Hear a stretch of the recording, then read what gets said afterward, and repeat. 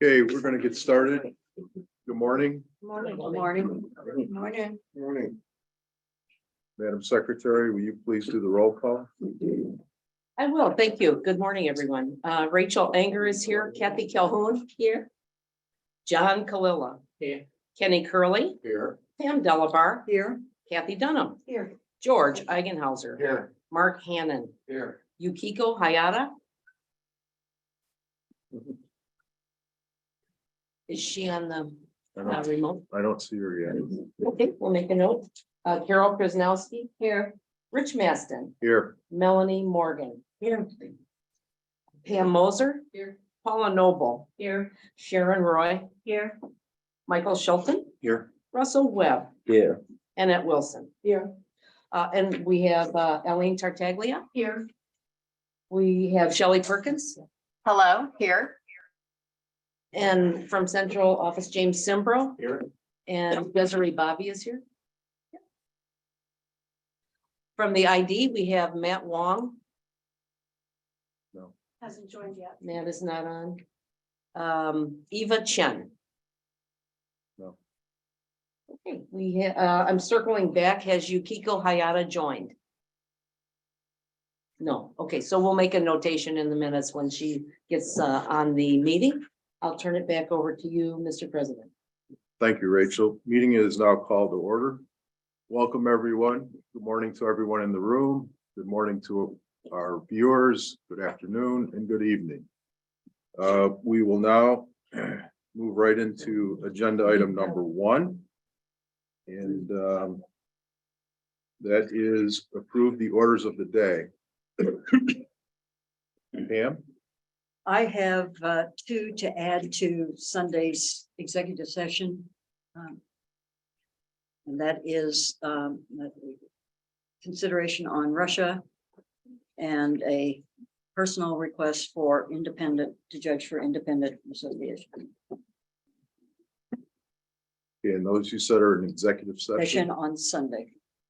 Okay, and just a reminder to the board, those are pre-noticed motions that met the 24-hour requirement to be presented at Sunday's executive session. George? Yeah, I'd like to move item 32, finance report, into open session. I've gone through the document. It contains nothing that we haven't done in open session before. We've traditionally been very transparent with the clubs about what we spend and where we spend it, what we're doing to handle their money, how we're investing it. I think we need to continue that transparency. So if you need a motion, I will make it as a motion. I'll second. Okay, thank you. Any objections? Seeing no objections, we will move item number 32, Finance Committee report. Can I get who seconded the motion? Kenny. Kenny, thank you.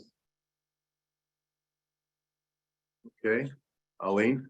I'm just going to remind everybody to please try and speak up so that the speaker, everybody, we're not sitting in front of our computers, so just try and speak up. Shelley, can you hear us? Yes, I can hear you. Okay, thank you. Okay. Other items for orders of the day? Okay, I do have a request for a motion. Shelley Perkins, our legal counsel, will be leaving sometime today, 11 a.m., 11:30 a.m. Shelley's time. That is 2 p.m. or 2:30 p.m. our time. And we need to have legal representation during the entire board meeting. And I would like to have Ed Raymond stand in Shelley's position while she is absent this afternoon. Rachel George? said- I'll make the motion. I'll second it. Okay, George and Carol. Okay, do we have any objections to that? Okay, no objections. That will be added to the orders of the day. Let's see. Aline, Matthew has joined the meeting. thank you. Hi, Matthew. Can you hear us? He's on mute. Yes, I can hear. Thank you. Thank you for joining, Matthew. Okay, do we have any other items for the order of the day? Any objections to the new orders of the day? Okay. The orders of the day are passed unanimously. Do you have any questions? You're good. Okay, great. All right, very good. Thank you. Rachel, please do agenda item number 2. Thank you. This is the secretary's report. I'm gonna skip to item B, ratification of online motions. The first motion failed, so we won't be ratifying that, but I'd like to make a motion to ratify numbers 2 through 6. George will second. Thank you, George. Is there any discussion? Any objections? Seeing no objections, the motion passes unanimously. Thank you. That's all I have. Thank you, Rachel. We will move on to item number 3. Show rules. Ed Raymond, please join us at the table.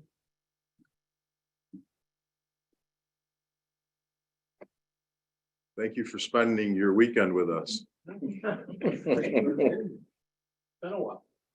Okay, Ed, take us on through. Committee has just spent the past month or so just updating some show rules and based on requests from the board and from others, and we've got them presented as action items for you today. Great. Carol, will you be a standing motion on all Yes, these? I would like to make a standing motion reserving the right to vote no. I'll Great. do standing second. Okay. It is very helpful when we have the standing motion and standing second. Thank you, Carol, and thank you, Pam. Okay, All right. The first action item is a carryover from the December board meeting. It was presented not as show rule changes, but as a intent to do this. It is to require the exhibitor calendar on the CFA website to include the maximum number of entries as specified on the show license. We've drafted a proposed show rule for that. And this comes about because there was a conflict between what was listed on the show flyer and what was actually on the show license, and the show closed well before the entries limit that was listed on the show flyer was reached, because central office goes by what is on the license. okay. You want to hold a motion while we should- Okay. Rachel, My only question, just housekeeping. Do we have a source for this proposal? I did not, there was not a source listed in the December. This was moved out of December for lack of time. Okay, thank you. Colleen, Just had a clarification. By regular schedule, is this referring to the text calendar? I believe it is, the text only. No, the text the text schedule already has the entry limit on it. It is the exhibitor calendar. So the pretty one. The pretty one. Yes. Melanie, So my only question on this is for central office, and it seems to me that where we can use logic, and rather than putting something into the show rules and making them even more unwieldy, that we should look for that solution. Is this something that you guys could just do without us having a show rule for it? If you know that it's important, or would you rather that we actually codify it and put it into the show rules? We can do whatever you're comfortable with. If this is what you wish to have happen, we'll make it happen. If you're more comfortable putting it in the show rules, it's up to you. So then my question secondarily goes back to Ed. What do you think is the better solution on this? I don't necessarily think a show rule is necessary. I think it could just be done. That's kind of my feeling. I mean, I'm not saying that it's a bad rule. I think it's a great idea. I just don't know that we need rules for common sense. Pam Delavar, then Kathy Cohen. I was just going to say, we do have instances that come to the board and to the executive committee where clubs ask to raise their entry limits. And it can be within, a short period of time prior to the show. And we have to react to that if we have this showroom. And if we don't, then it's on us that we made an error. Kathy Cohen. I agree. I don't think we need a show rule, and I think we need to, when we look toward show rules, there's no consequence if this doesn't happen. So what is the point? So can I make a motion, or does the committee have to make a motion that this be removed from further consideration? George. I think the appropriate thing to do is that ask the committee if they want to withdraw the motion, and then someone else make the motion, and we simply direct the central office to do so. Carol. I'll withdraw the motion. I'll withdraw my second. Okay.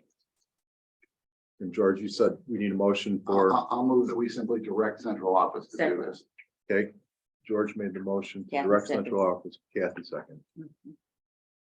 Okay, good discussion. Thank you. Ed? All those in favor? Oh, I'm sorry. Any objections? Seeing no objections, the motion passes unanimously. Thanks, George. All right, number 2 is to include a statement on the show flyer that all entries must be received through the CFA online entry form on the CFA website. The board passed a requirement that this happen back in December. Came out of a discussion. I believe Annette brought up the issue during that debate that we should include a statement on the show flyer to that effect. Okay, Pam Delver. And when is this effective, Ed? The beginning of next show season, Okay. May. Any other discussion? Kathy, go ahead. And if that does not occur, what is the consequence?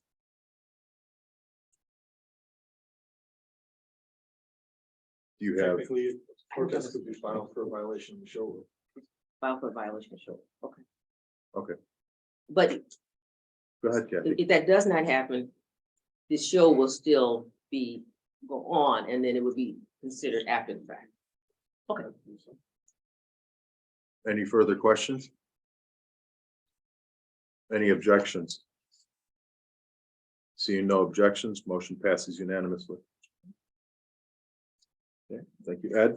Okay, number 3 is actually tied into number 1, which was withdrawn. And it's simply a show rule that states when there was a conflict between information set forth in the show license and that on the show flyer, the information in the show license will. So if it's tied to the first one, is this one necessary? George? I don't see any harm in saying it. Okay, Yeah, I think this one is relevant so we're okay. regardless. okay, Because this is broader and it would apply to Yes. a lot more than just that. very good. Okay. Any further questions? Any objections?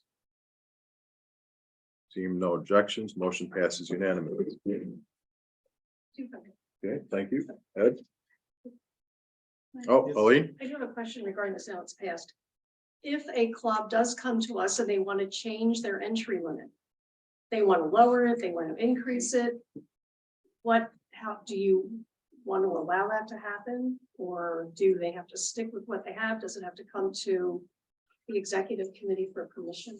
So in the past, it's come to the executive committee for permission. Are you asking to stop that step or continue?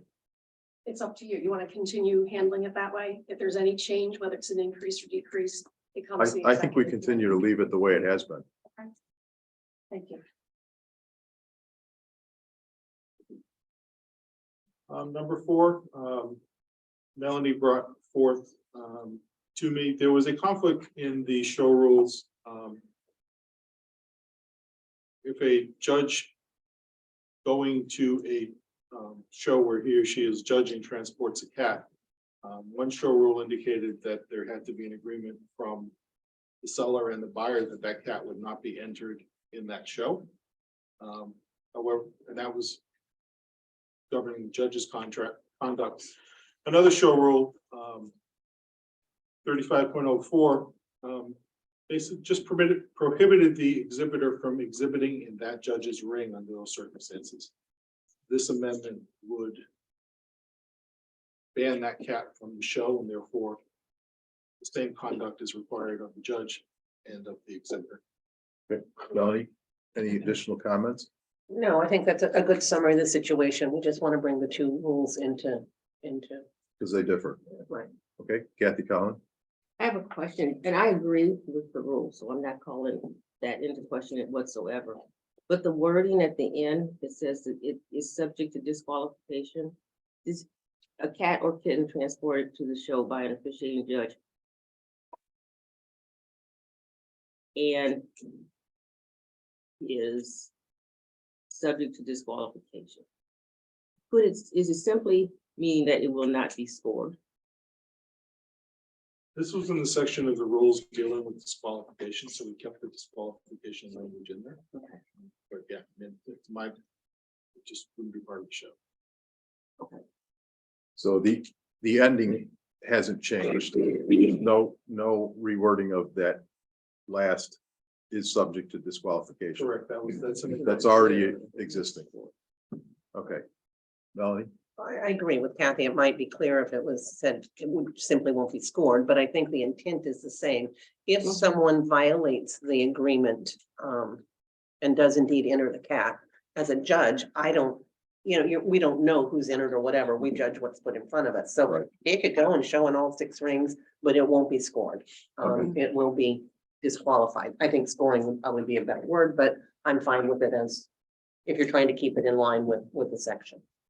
do you need time to review the recommendation of changing disqualification to not scored, or can we do that now? You can do that now if you want to. Okay, then who wants to make, or Carol, do you want to amend your motion?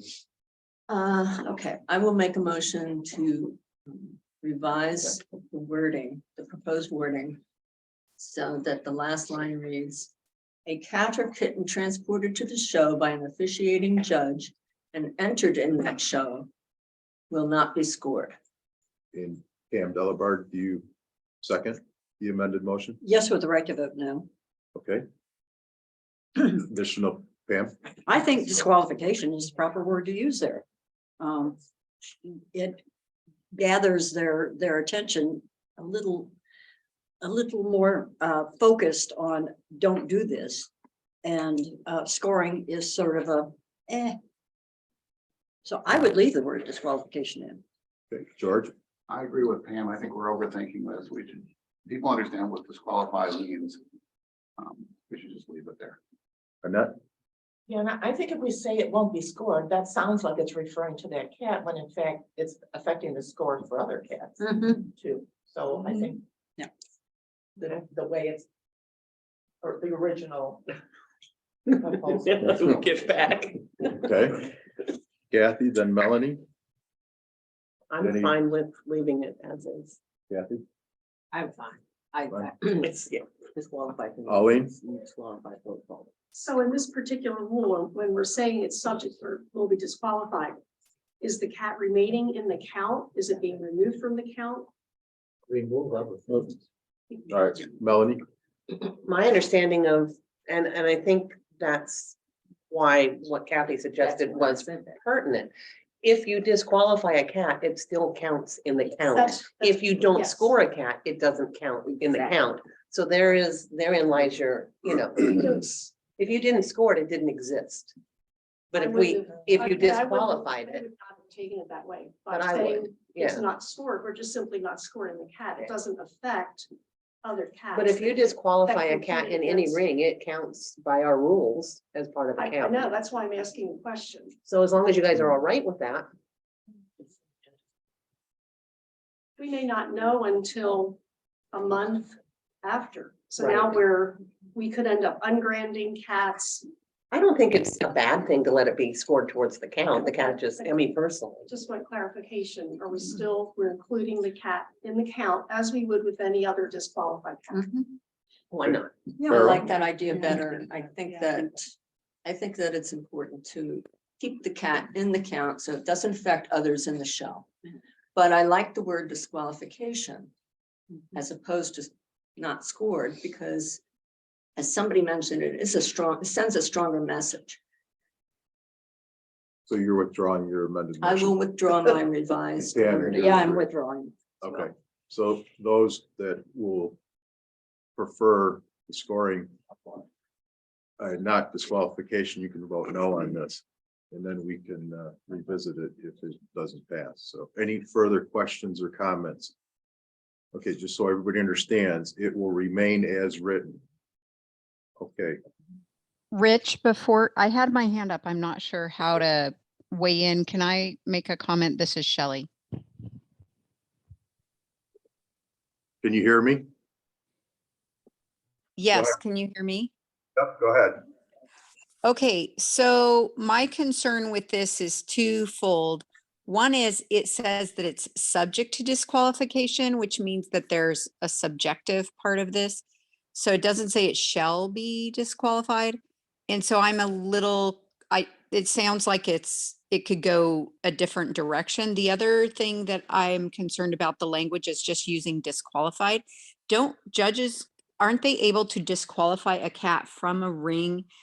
Because, you know, maybe it's missing an ear. I don't know. But my point is disqualification has another language in your rules. And so if a judge brings a cat to the show hall and then it's shown and it's subject to disqualification from 6 rings, does that mean it's reached its 3 disqualification limit? So those are my comments about this language.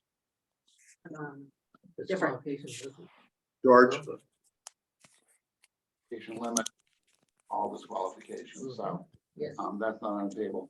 But I do agree with Shelley that instead of saying is subject to, we should just say is. Will be. Will be disqualified. No, is disqualified. Shelley, did you hear George? I heard him. I just stand by my earlier comment. When you are mixing terms between rules, it gets a little, it could be interpreted a different way, but I understand. George? How about is disqualified in all rings? Rachel? I agree with what Shelley's saying, but was because we've already discussed another alternative wording and have decided to stick with the original proposal. I think this is closer to the message that the rule should convey. There may be more elegant language that we could come up with, but I think for now, this has been in our rule. It's served us well. We're not changing it. So that part of the rule, I think we should stick with. Okay, and then show rules committee, how do you want to address subject to? Do you want to keep subject to, or do you want to remove it? Well, I'm not really sure at this point. We could say is disqualified or will be disqualified. But I was gonna suggest shall be disqualified. shall be disqualified. Okay. George? So moved. Second. Okay, so George made a motion for men and Delabar second. Okay, any further discussions? Okay, Carol, I'm going to ask you if you could just read the new revised motion. I will be happy to. A cat or kitten transported to the show by an officiating judge and entered in that show shall be disqualified. Shelley? That works for me. Okay, thank you. Okay. Any objections? Seeing no objections, the revised motion passes unanimously. Okay. Shelley, do you have additional comments? No, I'll lower my hand. Thank you. Okay, let's see. Ed, moving on to number 5. Yep. 5 and 6 present alternative options for amending the show rule that was passed by the delegation at the 2022 annual meeting regarding scoring. One continues would have the 5% decrement for best through 10th. Then for 11th and beyond would be 1 point less than 10th for each position. So 11th would be 10 points for 10th -1, 12th would be -2, etc. Number 6 would revert the scoring to the way we count points now. The Shorels for this season. I will defer to Annette since she is the sponsor of this and has some additional I information. sponsored it because I was asked to. So I just want to remind people from at the October meeting, we ratified the proposal that passed the delegation by 2/3, which would change this to what I call the -1 as a shortcut, where a cat would get 1 less point than the cat before it. From what our current 5% decrements. As the person who wrote that show rule has reminded us all of, this was the 3rd time that was brought back to the floor. And it passed the delegation at that point. When we discussed it at the October meeting, there was concern by board members that it was this the way we wanted to go, but we had to ratify it. 7 board members were abstained from that vote, and I was tasked with bringing it back in December. We didn't have time in December, so that's why it's here now. So I brought it back, and that's number 6, to go back to the decrements. However, I think we do need to listen to what the delegates and exhibitors are telling us, and I went back and read the comments from the annual meeting where it was discussed. And a lot of the concern was at in the shows where we do top 15 or, for example, top 20. Who's Dean? Is that me? No. At the moment. It's me. I don't know who it is, but scam. So I went back and reread the discussion, and while not all of this discussion, but a good bit of it, the concern is at the 11th through 15th or the 11th through 20th best, where the numbers really fall down. I also found out that we had a delegate who at the last minute was unable to come, who had prepared a proposal from the floor with 3 alternates options, which we've not really been ever presented with anything, or at least we weren't in June, with anything but the -1. The reason, there's lots of reasons why we had the decrements, and we all have different assumptions why we have that. Sometimes some people like me think it helps account for and smooth out the fact that some cats are actually defeating fewer actual cats in competition because of cats that are absent but are in 1 ring.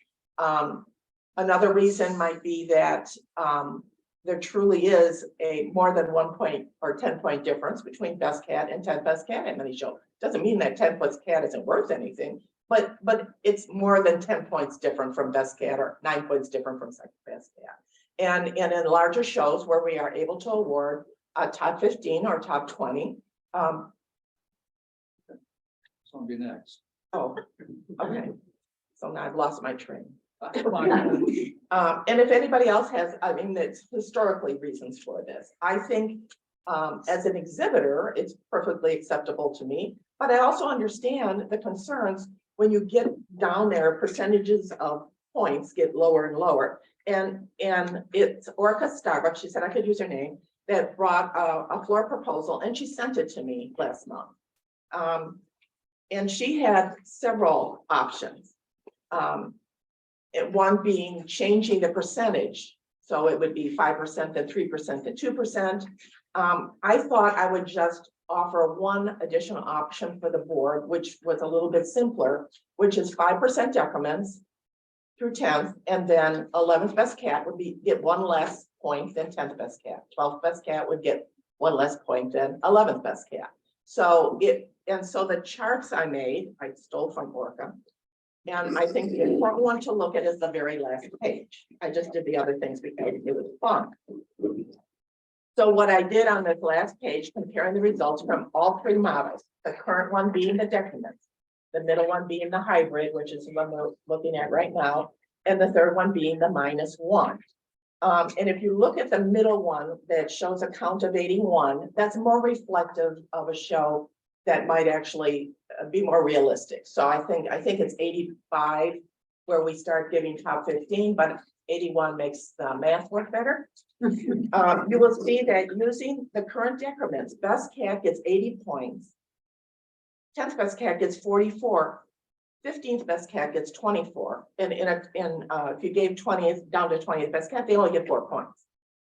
Using the -1, best cat gets 80 points, 10th best cat gets 71 points, and 15th best cat gets 66 points. The hybrid best cat would get 80, 10th would get 44, which would be the same as the current decrements. But 15th best cat would get 39 points instead of 24 points. And I think that helps even up those 11th through 15th best places. I think it honors the concern of the members or the delegates who voted for the -1. It's sort of a simple solution that fits into the existing scoring because most of our shows, we award top 10. And so they would continue with the 5% decrements. But when you look at the precipitous drop, and the charts show that, if you look at the decrement one and you actually look at the chart for it, it really drops off quickly to very few points. So I didn't know what order to do these in. Obviously, if you want to just stay with the -1, you would vote against both of these, but I proposed the hybrid first. If you want to go back to the decrements, and one reason to go back to the decrements for next year would be to see if anybody wants to, bring additional options to the annual meeting in June, which they could do anyway. Then you would do that. But if we did that, if we stayed with the decrement system that one currently in place this year, then there wouldn't need to be any programming changes until something came up. So those are my options. I like the hybrid. I like the decrements. I don't like the -1, Mark, but that's just me. As a longtime exhibitor, I too prefer the current decrement. The 5% decrement was worked fine for decades. But with 2/3 of the delegates having voted to go to the cast defeated without a percentage basis, just however many points, a point for each cat defeated. I think we need to stick with what the delegates voted on. Try it out for a year. If we don't like it at the end of the year, the delegates can tell us at the following year that they want to go back to what we had or come up with one of these other options that Orcus presented us with. But I feel strongly we need to stick with what the delegates passed. Melody? So clearly a hot topic. I've heard from a number of people from both sides. And Orca pointed out, and I think Annette mentioned it, as far as I can tell, the current decrement system was primarily designed for that best through 10th and doesn't do a great job, I agree, of addressing 11 and down. So I like the elegance and simplicity of the hybrid version that Annette has put forward for us, and I appreciate that. This proposal, I feel, maintains the integrity of the current system for the majority of the rings and the majority of the shows that we're going to see, which is where it will be just simply top 10. But it provides for adjustments in the instances where there are top 15 or top 20 as if we're looking at the international show. And thus it's effectively responding to what the concerns were of the delegates. And, we heard the delegates clearly. There are a number of exhibitors out there who want us to address that. But while it addresses those concerns, it doesn't destroy the existing system for the top 10, which is what that was developed for. I talked to central office about it, and the current change as approved, going down to the 1 point thing, is going to require an investment in programming, about $5,000, I think. So would this hybrid version that Annette has brought up. So that's kind of a wash. So I could support number 6, which is coming up, which is staying where we are from a fiscal point of view, but then we're not looking at what the delegates have asked us to do. So I actually support this version because I believe we are actually listening to what the delegates are saying and coming up with a solution that is both maintains integrity yet listens to the concerns as they were stated at the annual last year. Betty? In total agreement with Mark, we should listen to our customers. George? I agree with Melody in that. I think we are listening to our customers. If we dig down into what they really mean by how they voted. The two biggest concerns I hear about our scoring system. Number one, it's too complicated. Most people can't do 5% in their head. They have to have charts to be able to do it. It's not easy to understand. It's tough on newbies. But where our current scoring system really falls apart is when you get past 10th place, where you can have a cat that just does immensely well, but you're 15th place and you just don't get enough points to be proportional to what you've actually accomplished, the number of cats you've actually defeated. The other place that our scoring system kind of falls apart is in breed division, where you can get a point for defeating nobody. The delegate proposal doesn't solve the breed division problem at all, since they didn't address that. The current scoring system has both problems. The decrement system seems to be the least bad option on the table at the moment. It reflects what I think was the reason for the delegate vote, not just taking their vote at face value, but looking down into why they voted, and provides relief for the 11th cat and beyond. But I don't think that's the end of the discussion. I think we need to really look into this and come up with a better proposal overall. For those that say, well, let's just do the 1 point for a while. It's going to mean a lot of changes. And if we're only going to do it for one show season, that's only going to make it worse, because if we keep changing our scoring system every show season, it's going to drive exhibitors nuts. We need to come up with something that actually works. If we're going to pass something that we know is just going to be an interim measure, the hybrid is the least damaging option on the table. And that's why I'm voting for the hybrid system, not because I like it, I don't, but because of the proposals we have on the table. It is the least harmful and makes the most sense, and it's going to cause the least confusion in the long run. Kathy Calhoun? I just would like to address this question to Aline and to James around programming costs, because I've heard numbers all the way from 30,000 to 5,000. Can you give the treasurer a estimate of what this would cost? I would say 5 to 10. It was actually. It was in the amendment. Yeah, okay, yeah. I just do want to say going to the cats defeated the 1 point programmatically is pretty simple. The hybrid is going to get a little trickier because you're essentially introducing kind of like two different scoring systems within the same, or scoring logic within the same process. That one will probably take a little more money than just choosing either to do the decrements. So the -1 is on the 5,000 and the hybrid is on the 10,000. Yeah, I would say. Yeah. It seems like a simple change, but when we go to change it, it's widespread. Yeah. So I think either change, it's going to be in the 5 to 10,000 area. It's it's a change. Whether we have, because whether we go with the hybrid option, we're changing some portion, whether we go with the cats defeated for everything, it's a change for all the cats. So it's going to be between 5 and 10 for either option. Carol? Well, I believe that we should stay with what the delegates voted on.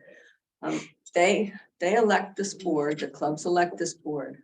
They send delegates to the annual meeting in good faith. Our bylaws stipulate that anything passed by 2/3 is effective. I do like the hybrid idea, actually, but it's not what the delegates voted on. I would like to see us stay with what the delegates enacted. It may turn out to be something really good. We just don't know until we try it. If it doesn't work out, it can always be changed, where the hybrids idea can be brought to the delegates in June. But that's my opinion. Thank you. Russell, I was gonna say what Carol said. Well, I think we have to listen to the delegates. They come to the meeting, they got to vote. They voted 2/3 to do this. We can always change it down the road. Pam, Delabar, It's no secret that I feel that our current system of awards for national and regional wins is broken. And since 2006, when I formed committees to try to come up with new ways and new interesting ways, not only to entice people to come over to CFA, but to add a little bit more excitement and give people a little bit more for their money. I voted in October to ratify what the voters did vote on, the 2/3. I have to say that, yes, we have in our bylaws that the board may, not shall, may ratify these show rule changes and the changes from the floor and all that. But this board is also charged with doing what is best and looking at the big picture overall for CFA. And that may be that we don't go with what the exhibitors voted for, the delegates voted for at the annual meeting. I'm still looking, this is a conundrum for me because I don't believe it's very good for Region 9. But, we're still looking at a large preponderance of the delegation. And when we bring this to the vote, then I'll know how I'm going to vote, because right now I'm still up in the air. additional, Ali, I just wanted to point out, not that this should make a difference one way or the other, but because we were talking about cost. So if we make these changes this coming year, that's between 5 and 10. If we make a further change to revert back, there's going to be that additional cost again. It's not as simple as undo. So that's all. Kathy Calhoun, go ahead. She's choking. No, I knew that. I knew that. I just did not, I knew that. No, I'm just. Oh, okay. I'm just reacting. All right. I didn't. Oh. Any additional? Sharon, Yeah, I really feel we should go with what the delegates have said, but the delegates didn't have a chance to see this hybrid proposal yet. Could we wait till April to vote on it? And I know this is tough for programming, but just kind of send out a straw poll to all our clubs and see whether they even like the hybrid model.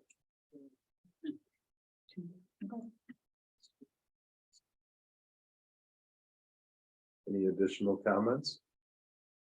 Pam, I think April's too late. Sorry, Sharon, but No, I know, I said it's too late, and we need to notify our constituents and everyone to see where we're going to go and how we're going to do it. Kathy Calhoun, And we need the budget for it. Annette, the hybrid, was your hybrid pre-noticed Yeah, it was pre-noticed for the December meeting. We didn't get for the, okay. Okay. But the hybrid is not one of the choices that's in front of us, or it is? It is. Number five. It's number 5. Okay. Very good. So I guess we're going to take them in order. All right, we'll start with number 5. Okay, all those in favor of number 5. I have Kathy Calhoun, Melanie Morgan, John Clola, Sharon Roy, George Eigenhauser, Annette Wilson, Pam Mosier, Paula Noble, Kathy Dunham, Pam Delabar. Lower your hand. All those opposed? Russell Webb, Rachel Anger, Mike Shelton, Kenny Curley, Carol Krasnowski, Mark Hannon, lower your hand.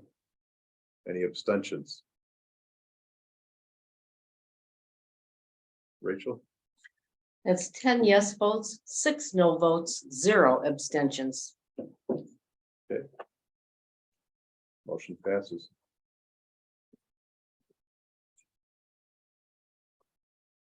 So then we don't vote on the next.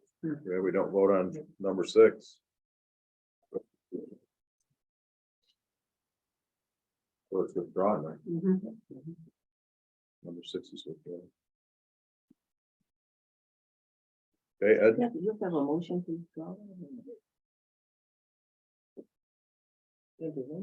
Shelley? Do we have? The motion doesn't need can you hear me okay? The motion does not need withdrawn because I thought motion 6 was, the motion itself said only if five failed.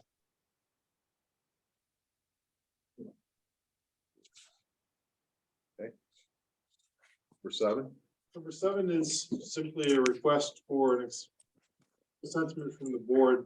Do you want the show rules committee to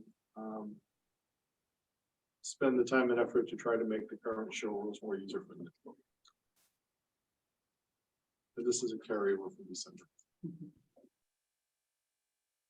Discussion?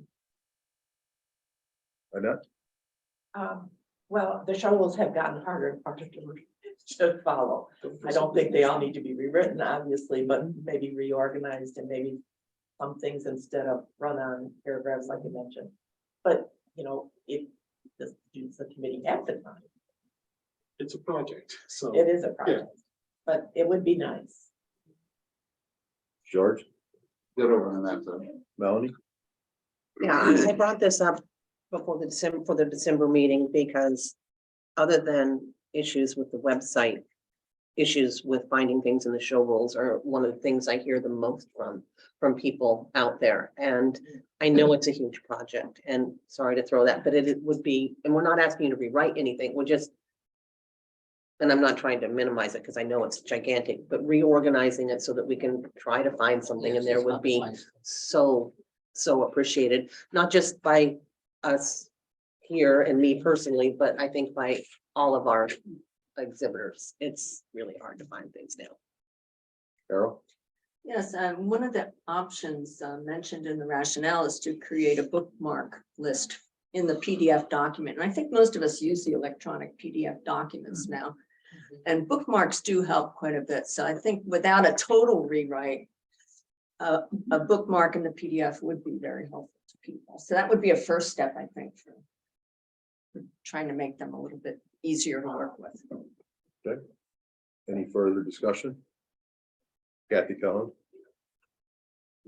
While I do agree that they are difficult to navigate, and I know Monty Phillips made an attempt at this several years ago. It is a monumental task, and we've got a lot of things on our plates to do. So the bookmark option, though, that sounds like that could be done rather simply. And maybe we should just try that ad first, as opposed to having the committee spend such an amount of time when we really have. And I agree. I mean, I know that they're difficult to navigate, but is that the best spend of our time right now, when we have so much that we need to address? Eileen? How extensive do these bookmarks need to be? In other words, how do they need to be identified? Are we looking at taking the index, which is very detailed, and creating bookmarks for each of them? Or are we just taking the table of contents and creating bookmarks? Depending on what you're looking for with bookmarks, this can become a very large job that has to be done manually by somebody. Mark? It seems to me, when I look for a show rule, I go to the end of the show rules to the index. Yeah. And I think if we did a better job with the index, it would be very helpful.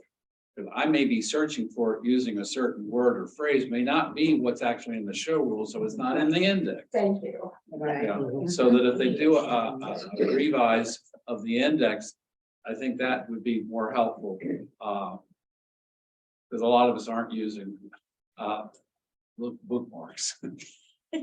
Kathy Dunham? I agree with Mark that the index is probably the biggest issue for most of us because wording is different. We think about something we're looking for, it's not worded that way in the index. But if we try to fix the index and maybe bookmark the big things that we all go look for, clubs that have to figure out how to turn somebody in for not paying for entries and, you know, some of the bigger things that we all go look for every day, that would help too. And those wouldn't be, I don't think those would be nearly as complicated or involved as trying to bookmark the whole index. Ali? So then we will need your help in telling us which are those things. How do you want that with the bookmarks? I don't So think that's, if you want. I don't bookmarks. think that's your job. I think that's the show committee. Yeah, The show committee, but Yeah. I know. Yeah, Okay. but what, I mean, That's that's, I think that's on us as the show Okay. rules committee to identify those big topics that we tend to go look for every day. And be able to bookmark those and then work on the index, because I agree with Mark, they're really bad to try and figure. And I use them every day and I'm on the show rules committee and it's difficult, so.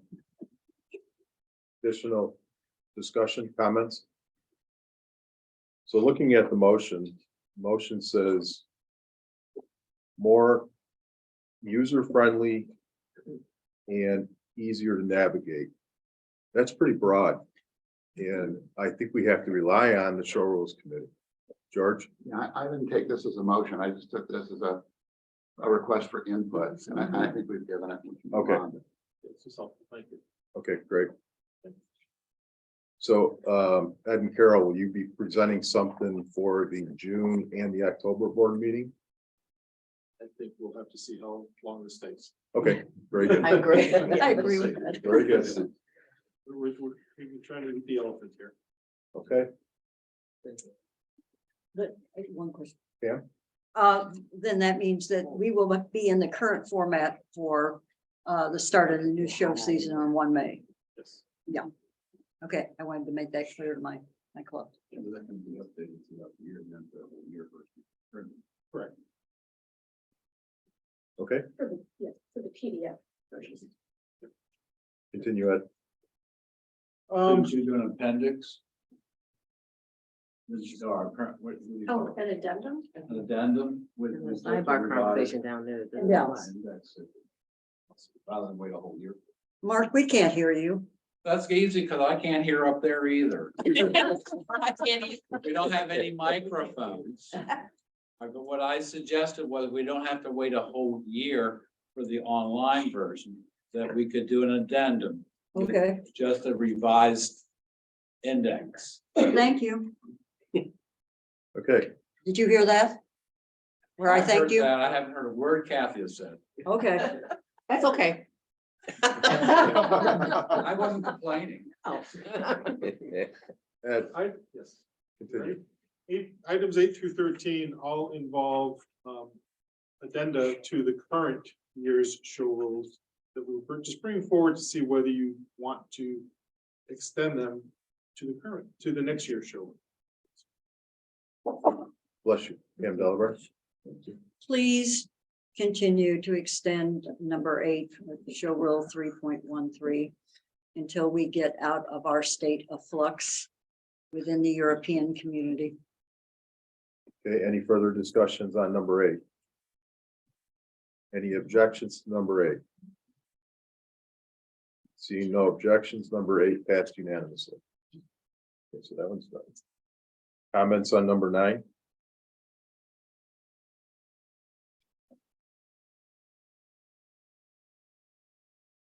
Any objections to number 9? All right, going back to. Did you want to discuss it, George and Kenny? Yeah. The pandemic is over. Okay, it's now endemic. So we need to start thinking not in terms of what are we going to do year to year to year, but what is going to be our long-term policy. This was a short-term measure when you couldn't hold shows because, you know, various government agencies had various lockdowns and COVID restrictions, this, that, and the other. Those are gone. Even China has opened up and they were the last holdout. So yes, it's going to take a while to get up to speed again, which is why I supported number 8. But for number 9, I think we should be encouraging clubs to get back on the horse and start putting on shows again. Extending this sends the wrong message. It keeps show dates tied up unnecessarily without necessarily benefiting the rest of CFA. So I'm ready to get back to normal on this, and I think that it's the time to start doing it. And number 9 is a good place to start. Benny? I would do it one more year. We're just a little bit too early. A lot of these clubs have not had shows for 3 or 4 years because of COVID. They may have lost their inside track on a show hall and they can't find one at this particular time. So no, I think we ought to extend this at least one more year. Tim Delver? I agree on the extension for one more year, and if we don't pass this, then I'm going to be coming in and asking for a permanent or a year extension for Region 9 because of other considerations besides COVID. Kathy Cohen? I would like to hear from the regional director. You just heard from me. I did hear from You you. just heard I didn't from me. hear you. That's 2. There's 2. There's more. All right, 1 second. If any regional director feels opposed to this. Before we continue with this discussion, can we get clarification? I thought we addressed this back 3 years ago. We did. Was it expiring at the end of this term or Yes, 20, or was it It's 20? year by year. Yeah, when I proposed it during COVID, we agreed to extend it. It should be expiring April 30th Each year. Of this of year? this year. Yeah, Not- this show season, it'll expire April 30th. Okay, So the new show season, 23-24, you should be back in to either using your traditional date or you lose it. so my recollection of it, Kathy Calhoun, maybe you remember, and I could have it wrong because my memory's not as good. I thought the original proposal was to take it out to 2025 and the board would only agree to go to 2024. No, No, like I said, it I could be asked mixed for up. it to go to 2024. The And- board would only take it to Okay. 2023. Very good, thank you. Now we'll, George? Yeah, I just want to point out that show scheduling new shows within a region is normally within the regional director's prerogative. If this fails, I mean, if extending it fails, a regional director could simply choose to assign the date to the club that traditionally had that date anyway. In other words, it's within the power of the regional director to slow walk any new club that wants to take over a traditional date previously held by another club. So any regional director who doesn't want this to happen has it within their power as regional director not to approve new shows on a traditional date that they feel the club has legitimate reason for not putting on a show. So it kind of baffles me why the regional directors who have the power to preserve the traditional date by not approving new shows on the date, other than maybe not wanting to hear people yelling at them for not giving new dates. That's a reason. Tim Delver? Well, we have other things to do as well, George. And the extending of this traditional date rule, it's to me just a nice thing. It doesn't cause problems within the region. And if somebody wants to have a show on someone else's traditional date, like I just had one, I make them call and get a permission from the other club to make sure they're not going to have. Of course, I'm double checking on the side, but you know, this is something, it doesn't hurt to do this. Yeah, to extend this out, it does not hurt the regions at all. Annette? Well, and I think that while and I'm not a regional director, I'm not trying to tell you what you can and can't do, but if you have that ability already, that's fine. But don't we want the regional directors to maybe give another club permission to use that date this time? If they don't have this, then that starts the clock ticking for that new club taking over a traditional day. And so I think this might be an important thing to fix. Any additional, Mike? And going to what George is saying, I think we do have the ability to control the show schedule to a degree. The problem I'm seeing is shows that keep, or clubs that keep telling me, we want to put on a date this year, but I don't find out until too late in the game to replace them, that they will not be able to. And I think to some degree, we're getting handcuffed on being able to bring in new clubs and adjust the show schedule going forward from COVID, maybe to a little bit more logical way, because we don't get the information from a traditional date show that they're not going to be able to do it until it's too late to replace it.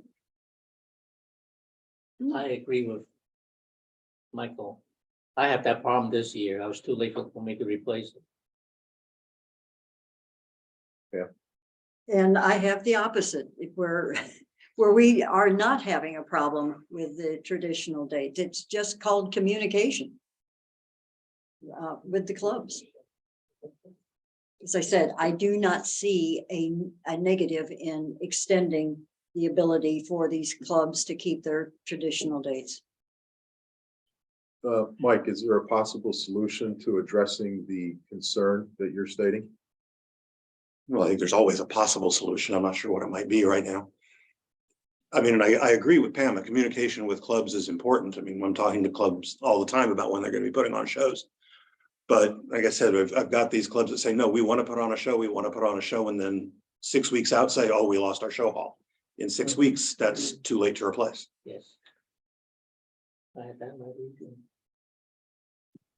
Okay, any further discussion? Rachel? So would putting a cutoff date, a new cutoff date on this waiver solve a problem or complicate it? Not being a regional director and doing what the RDs do day in and day out, I think for us it's a bit of an abstract process. In my personal opinion, having a firm cutoff date would be better than say, we're just going to extend this indefinitely. At least we would have something to work with then, saying, okay, if we're going to extend it for one more year, but then that is it. At least we can start planning for the following year. Rachel? Then that would be my amendment to this motion. To extend it firmly one more year. But that's what, That's what the motion- that's what it calls for. Yes. Melanie? I was just gonna say what we just blurted out, which is the motion says during the 2023-2024 show season. So that's just 1 year. Okay. I mean, perhaps semantically, we could make it more clear that, but it is only for the 1 year. George? And the problem with saying that we're gonna do it one more year and then no more is we can't tie the hands of the future board. Right. 6 months from now, the board can decide by a majority vote to extend it for 5 years or 10 years or 20 years. So, yeah, and then the next board can overturn that. So there is no end date. We just keep rolling it year to year, and that's what this says to do. Did anybody else have their hand up over there? Any further discussion? So there is no amended motion, correct? It is worded properly? Okay. All right, I'm gonna, go ahead. I'm Rachel. just gonna Go ahead. wrap it up and say, and George's concern was my reason for saying that. I was hoping for a harder end, but if this is our best option at this point, let's just vote on it. Okay, very good. All those in favor, Are we voting on what's presented? there's no amended motion. We're voting on what's presented. All those in favor, raise your hand. Rachel Anger, Pam Delabar, Kenny Curley, Carol Kuznowski, Kathy Dunham, Paula Noble, Mark Cannon, Annette Wilson, Pam Mosier, Sharon Roy, John Kalula, Melanie Morgan, Kathy Cajon, Russell Webb. All those opposed? Mike Shelton, George Eichenhauser. Any abstentions? No abstentions. I'll call the motion. That's 14 yes votes, 2 no votes, 0 abstentions. Motion passes. Okay, number 10. Number 10 extends the modification of the requirements to obtain a grand title in the international division outside of China. And for China with different numbers according to the table shown. Melanie? I'd like to hear from Matthew Wong as to whether he feels this is still necessary. Matthew, can you speak on this, please? Yes, Okay, we can hear you. Go ahead. sorry, can you repeat the question? Me building a system? No, it's on motion number 10 under show rules. Melanie asked for your opinion on this. Well, I think I agree if we can extend the modification for 1 more year, that will help a lot. But I agree. I mean, we are back to normal, but I think just for the exhibitors to have 1 more year as the traveling or the air tickets and getting judges out to Asia would be even more normal, probably in the second half of the show season next year. Thank you, Matthew. Mark? I was gonna say the same thing she did. Kathy Calhoun? The committee supports this. Got it. Pam Delabar? The one glaring one that I'm picking up on is Ukraine. We start having shows, it's going to take a while to be able to get the points. To somebody to earn 200 points to Grand Academy. Kenny? Yeah, I'd like to propose an amendment and bring that down to 75 points for Ukraine through the next show season. Yeah, I need a second. Second. Second. I got Pam Delabar. So under Ukraine is 75, Kenny, is that correct? Yes, sir. And to be clear, that's for championship. Yes. Yes, sir. Thank you for clarifying that.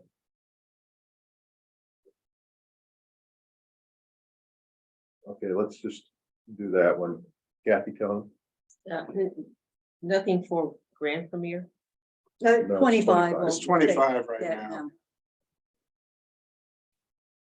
Any other discussion on the amendment? Any objections? Seeing no objections, that passes unanimously, so that changes the original motion. The 200 is now 75. Okay, thank you, Pam and Kenny. Back to the original motion. Any further discussion? Any objections? Seeing no objections. Number 10 passes unanimously. Okay, number 11. Number 11 extends the show license late fee exceptions for region 8 and 9 that are currently in place through the end of the coming show season. Shows will be licensed up to 30 days before the opening day of the show without any penalty fee. Okay, discussion. Please. No discussion. Any objections? Seeing no objections, motion passes unanimously. Eileen? For ID in China, is that still in place, the 30 days? Just wanted to get a clarification. So Or next, going through next year. Seven. I thought it was 7 It's 7, days. yeah, 7 days. 7 days. I think it's 7 in ID in China. Yes, Okay, for ID and China? China. I know China is. I think it's China. Yes, China. Oh, And I China. think okay. ID is 30. The ID is 30. Yes, Okay. All right, and that's not on the table for change. okay.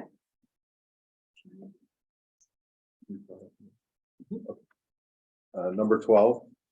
Number 12 would extend for the coming show season, the exception that when no show takes place in the Kittens region, division, or area of residence during the Kittens 4 months of eligibility, the owner can request an exception to the residency requirement for kitten class. That would be done through request is made to central office. I added the date corresponding to the current year's date for 2024. through an email to Shirley Dent and James. Discussion? Mike? I would just wonder why we can't make this permanent. It's never a kitten exhibitor's fault if there's not a show in their region, what during kitten eligibility. This isn't COVID related. Why should we ever punish an exhibitor for this? I agree. Kathy Collins? You had your hand up? I do agree with what you said, and I'm withdrawing my Okay, comment, Melanie? because that's very good. She was, okay. Yeah. I should Um, draft this. Yeah. Kenny, did you have? I just agreed. Oh, you I'm just sorry. agreed. Ali? If we're going to make this permanent, we may want to consider getting rid of the request must be made to central office. We just do it. I mean, we either do it for all the kittens or none, not by request. That really complicates the process. Okay, Ed, do you need time on changing this or can we do it on the fly here? I would need to go figure out where in the show rules I need to make these changes, so I would need to bring this back to. George? And I was gonna say what Ed is gonna say, let's vote yes on this now, then send it to the show rules committee to integrate it into the show rules. Okay. Any further discussion on number 12? Any objections to number 12? Seeing no objections, unanimous. Ed, will you be able to bring back a final proposal? You want to do that tomorrow or just at a later date, even though this is, We do it in April, it won't probably. won't be the show what are you rules. recommending, Right. George? I'm wondering if going to April as our show rule changes is gonna delay publication of the show rules. Should be pretty simple, I think. Yeah, if we can, You can do it tonight. if we can't do it tonight and tomorrow, maybe we could do it online. The purpose of getting it done sooner is we don't have to do the work. You know, it becomes automatic, so. You're gonna be here till tomorrow and we'll just add it to old business. Okay, Rachel? Yep. We'll add it to old business. All right, very good. Ed, 13? Number 13 extends the point minimums and minimum number of rings scored for current season to the next season as well. Okay, any discussion? Kenny? Yeah, the international, including Hong Kong and Macau, I would like to know why our premiership is at 500, whereas in China it's 250. Carol and Ed, do you have any This comments is on this? reflective of what the board voted on in prior meetings. Oh, I'm not blaming you. I'd just like. Oh, okay, okay. It's the current. Oh, okay, okay. George? My answer to that question would be because China has been so draconian in their COVID measures, it's gonna take a long time. No, I wanted to lower from 250 to in Hong Kong and Macau. So you want to reduce the, I want Okay. I want to match China and the international. all right, well, let's ask Kathy and maybe Matthew. Kathy? Well, Hong Kong and Macau had opened up earlier, and they have the ability to have more shows. Has the So- premiership count been up? Plus they have all week judges. Yeah, China Yes. doesn't, I know. yeah, so All right, let's one at a time, please. Kathy, finish? I'm done, yeah. Okay, John? I said the Hong Kong have all three judges. They have three local at least. China basically one's working right now and depends whether she could be active or not. There's no Aubrey ring so far in China this year. So Kenny, let's get a clear understanding of what you're requesting. What are you requesting? In the international division, Mhm. because you're lucky to see two in Kuwait. The premiership class, and they'll have the 10 Aubrey rings. They're not gonna hit 500 points. That's true. So what is your recommendation? Go lower it to 250. And that's on premiership? Yes, sir. Kathy? I would like to take that back to the committee for consideration, and we can bring it back. Can we vote on it? Do I have everything first? 250 for premiership only? That's the only under thing I'd international. like to see change. Only thing you're asking for. Right. Okay. Pam Delbar? I just want clarification that this is for national and divisional wins, not regional wins. Ed? That's correct. Okay. And this is for. Is this These are the for the numbers you got. following year, Yes, not, these are not the- the year we're in? These are the numbers, what you're seeing now are the numbers for the year that we are in. The Correct. Proposal is to extend them to the next show season. Okay, very good. And who had Melanie? So Kenny brought up Kuwait and said, well, 10 Albright rings, they might only have 2. Well, they have the Albright rings, which means if they enter the cats, they could get the points. So I'm not comfortable changing what's being proposed here without having, certainly in the international division, without having input from the international division and without them asking for it. So I'm not in support of changing what is being presented. Okay, Kathy? I think this is too important of a item to change on the fly. I think the committee needs to go back, take it into consideration. Kenny was part of the committee when this was put in place, and things have only gotten better. So I'm struggling with the rationale. If we didn't think that this was important when things were difficult, now that they're better, we think it's important. But that being said, I think it's a valid thing to discuss and as a committee and come back. Okay. Matthew Wong, do you want to comment? I echo Kathy's comment. I agree with the intention for China to have 250 for premierships to encourage them, because they haven't have a lot of premiership counts. And I think the overall direction here is that the weather has become better. So we're trying to reduce some of the incentives we gave before in terms of score. So I think I want to agree that we should take it back to the committee. I'm quite happy to stay with 500 for the premiership in ID. But Kenny is correct. Beside Hong Kong and I feel like Malaysia, Indonesia, where we're having shows, the newer markets will struggle. But I think even if I reduce to 250, I don't see Egypt or some other new markets could enjoy that 250 points anyway. But then I think we can further discuss in the committee. Thank you. Thank you, Matthew. Okay. I'll withdraw that. Thank you. Let them take it back. Okay, thank you. So Kathy, you'll come back with recommendations on that. Kenny, Yes. thank you for withdrawing it. Any further discussions on number 13? Any objections to number 13? Motion passes unanimously. Okay, Ed, do you have any? That is it for me. Ed, thank you very much. Carol, do you have anything? I have nothing else. Thank you. Okay, Mark? Since we went half an hour over with the show rules, I suggest we take it away from the judging program. 30 minutes, so 60, so we can still stay on track for a break. Is that a motion? Yeah. Do I have a second? Melanie, you want to second it? Yeah. George? I'm a little concerned when we discussed item 11, extending the show late fee exception for region 8 and 9. We brought up China, but I'm not convinced we don't have a sunset date on China. I'd like to assign it to the committee to go back and just make sure that whatever waiver we had in place for China is not expiring. Kathy? Can you state that again? What do you want us to reconsider? Look up and see if we have a late fee extension Oh, okay. waiver for China that's expiring this year. Just make me happy and Oh, I understand what you're saying. and show me that it's not expiring. And if it is expiring, we should vote on it. Lots of law. You'll look it up? Okay, Ed will bring that back. I think it's. Okay. Where are we on the schedule? So Melanie, Yes, sir. item number 4, judging program. Thank you.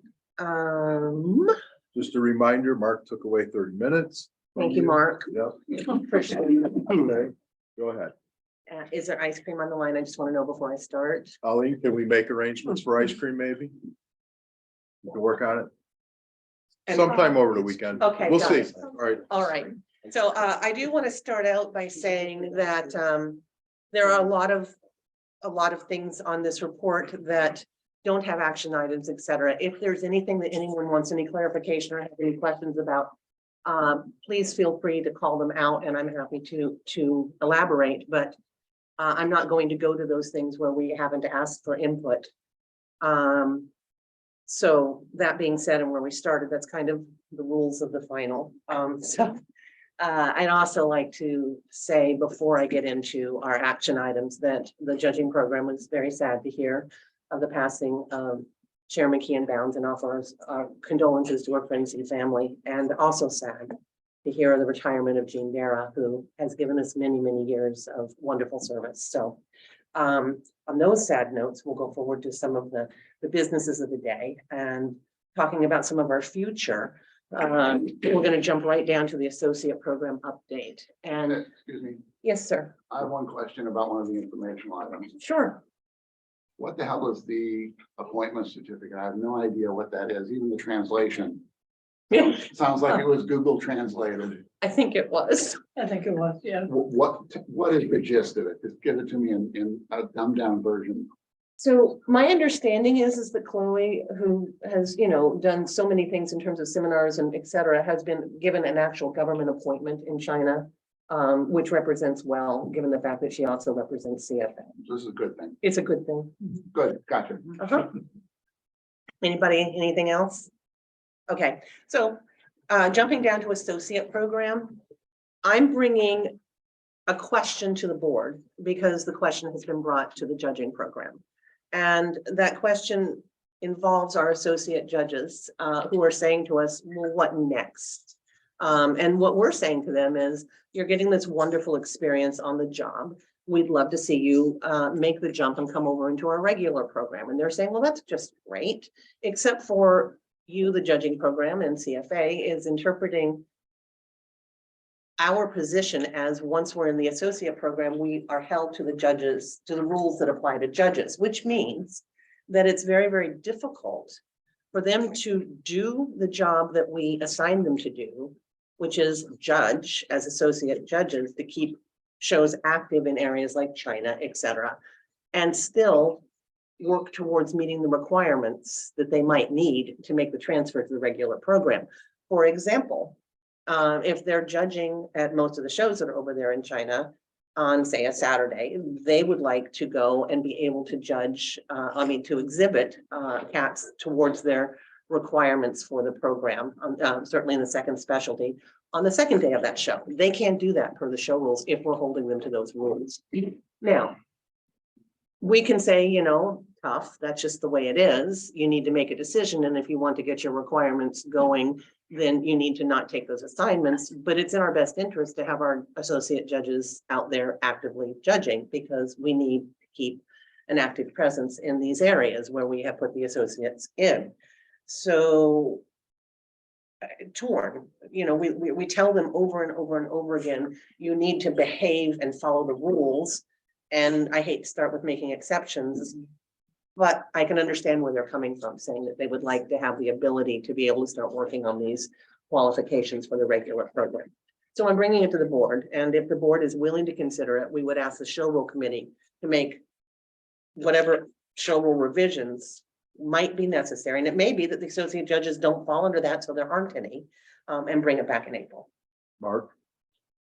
My understanding was that this was to be a temporary program because the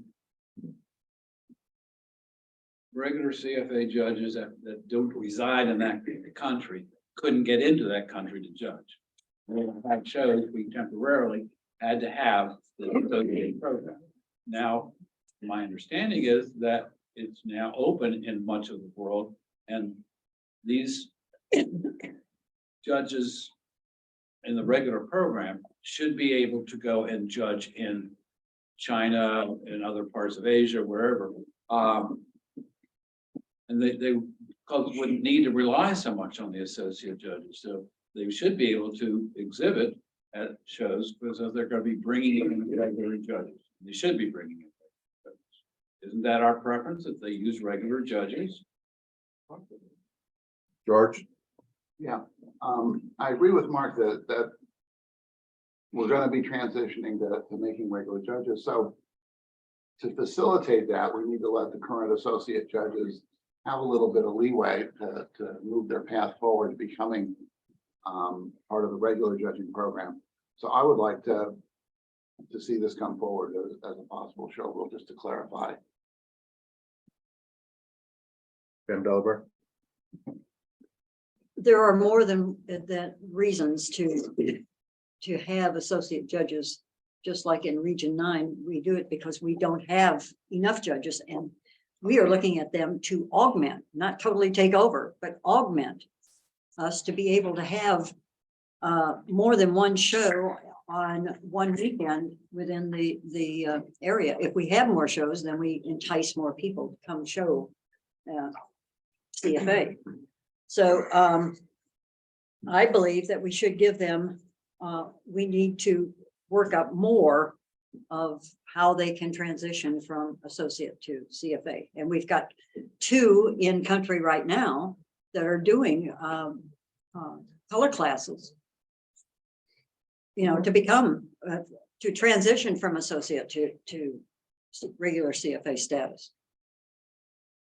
Carol. I think that we should try to utilize the associate judges we have and encourage them to apply to the regular curriculum. And if we can accommodate them somehow and by making an exception, allowing them to exhibit in certain cases or whatever, I'd like to see that happen because they are gaining experience in areas of judging and they should be able to move forward. Melanie. Okay, I'm gonna throw something else out there that I didn't put in this report, because it's another question that was brought to me, and Carol just made me remember how that works in. We've also told them that they can't clerk for anyone in their own specialty. So if they're a short hair associate judge, they can't clerk in an associate in a short hair ring, which I understand, and that follows our show rules, right? However, so let's use Hong Kong as an example. We bring in an Albury judge, we bring in a Pam and then an Ada, John, whoever, and they're judging and providing an example that could be very useful, perhaps for these associate judges moving forward. They're not allowed to clerk for them in that short hair because of the rule that says that you can't clerk on that. So they lose an opportunity to learn from an Albury judge there. But we're following the show rules and I understand that. So my question is to throw this out, in addition to them being able to exhibit on, say, the second day of a show, should we perhaps consider letting them clerk? Because many of these people actually, even though it wouldn't necessarily be required that they have a clerking license if they were going to transfer over as associate judges, because we put in a mechanism where their clean paperwork would replace the requirement to be a clerk. Many of these associate judges want to do this right. They want to do a great job. They want to learn as much as they can, and they'd like to get their clerking licenses. But again, it's difficult because they're not allowed to clerk. The solution we came up with the last time that I was in Hong Kong was I had a short hair associate judge clerk for me when I did my long hairs. And I spoke to them about things. And then when we got to the short hairs, I had another associate judge who was a long hair one clerk for me. And then when I got to the Albury part of my super specialty, a third person came. And, but it provided an opportunity for each of them to have access to an Albury judge. I will tell you, I mean, to give them credit, these people in Hong Kong, it's such a treasure trove of talent. But at any rate, the people who couldn't clerk for me when I was doing their specialty sat out in the audience and watched. So they are trying their best to get that information and learning. Kathy Cohen. So I have a question. But I think this is a good idea. That we're going down the road for a good idea. Okay, give me the frowny thing. No, I'm confused about the whole concept.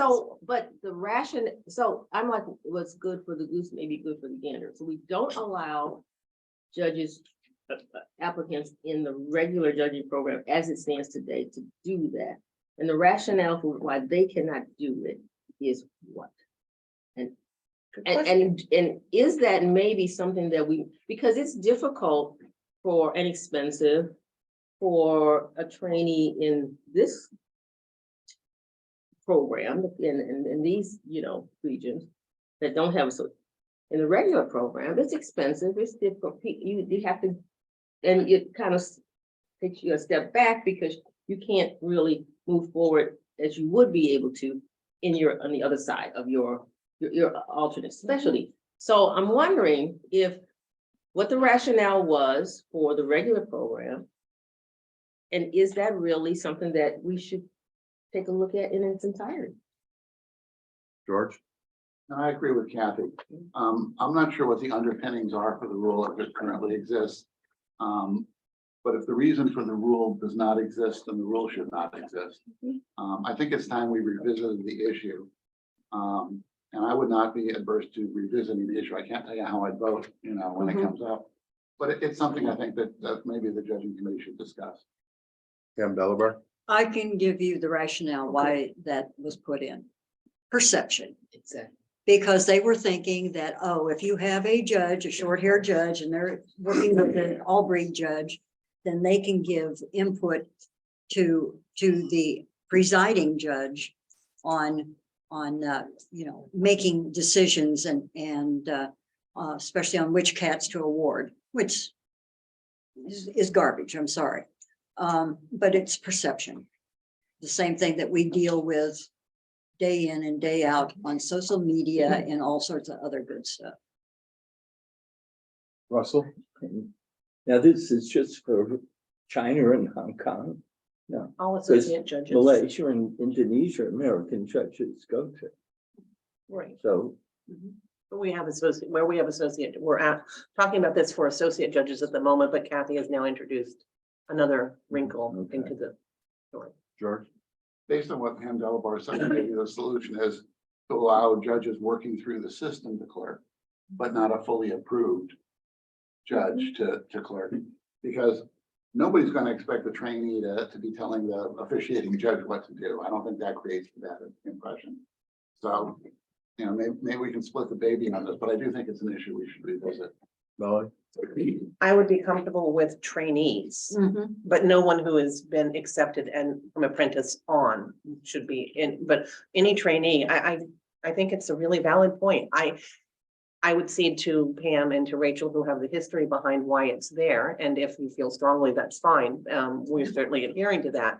But I think that any opportunity we have to continue to educate and support our people who are coming up to the program and make them be better, stronger, faster, is a good thing. So I really kind of like where that's going.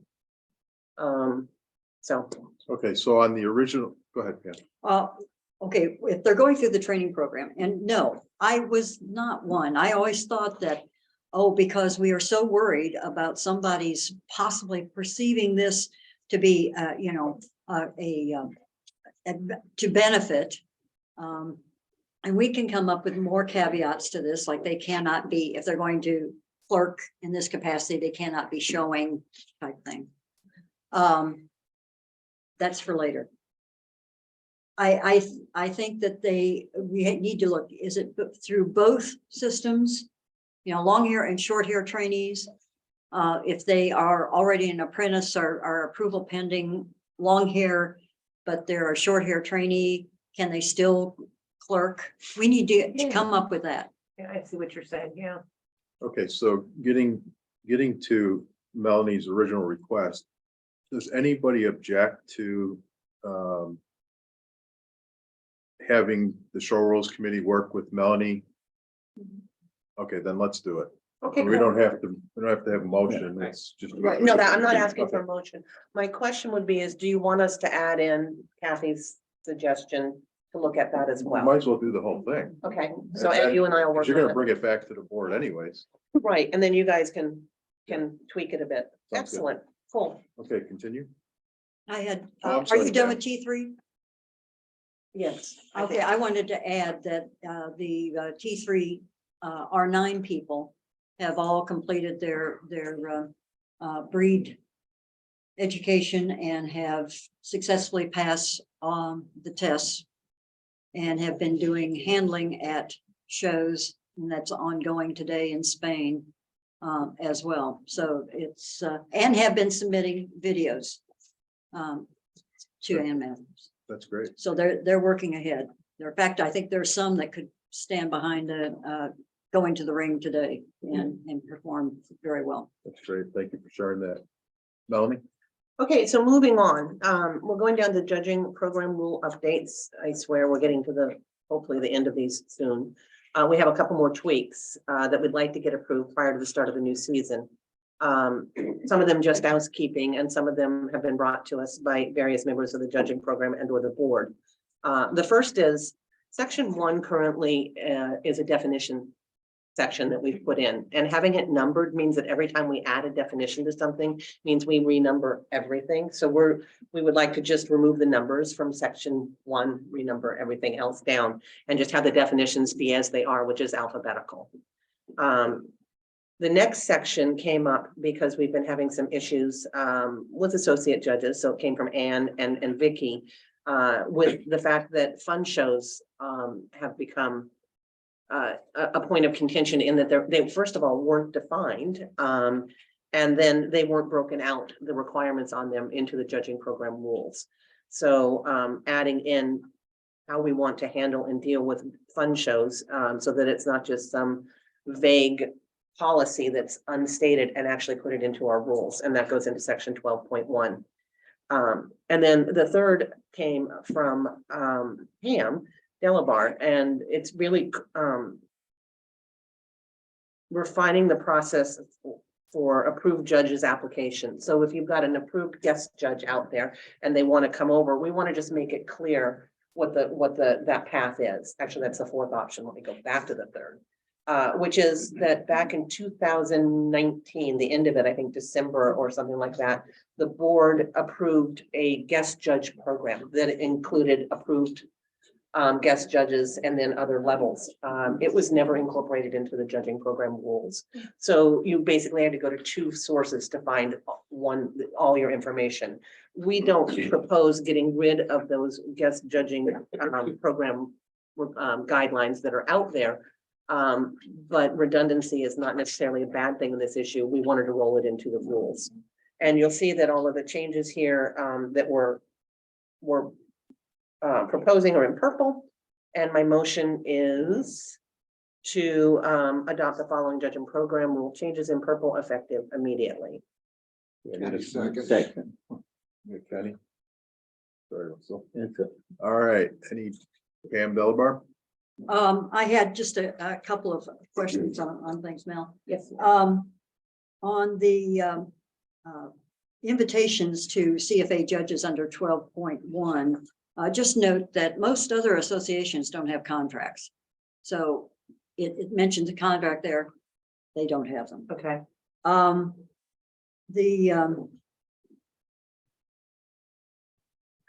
Where are we? Oh, under the fun shows.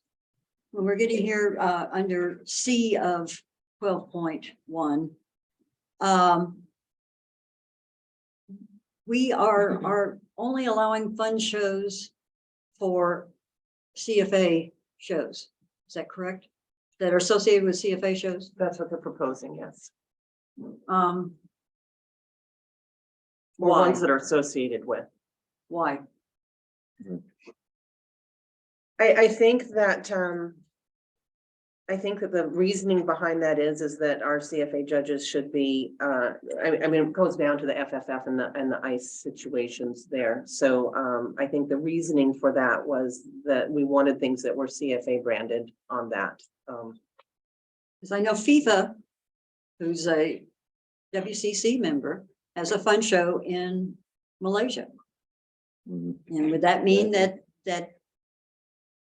we as CFA judges could not, judge FIFA one day and do their fun show the next? And that's one of my problems with that on the associations. So, and when you talk about not being able to do where a FFF or ICE judge is, and our people have to double check to make sure that they're not working there. Back in the day, this is a history lesson, sorry about that. Back in the day, we had a rule where judges could not judge at a show even in Europe or the international division, if a TICA or a CFA judge was also judging them. And I approached Kim Everett and we got rid of that because it's, it's preposterous to have to keep checking on who has what on their judging slate. And we are a guest of the organization that has invited us to do that fun show. And I don't want to see our judges getting into problems if they say, yes, I have permission to do your fun show.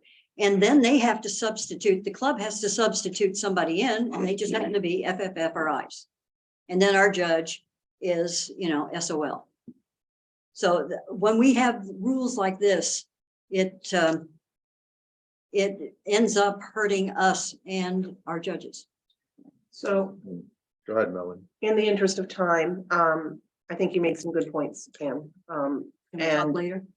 I would like to amend my motion to remove 12.1C. And we'll bring it back later. Leave everything else in place. So the whole section of 12.1C. Correct. Okay. I think Pam brings up some good points that we should discuss. Okay. Is that okay?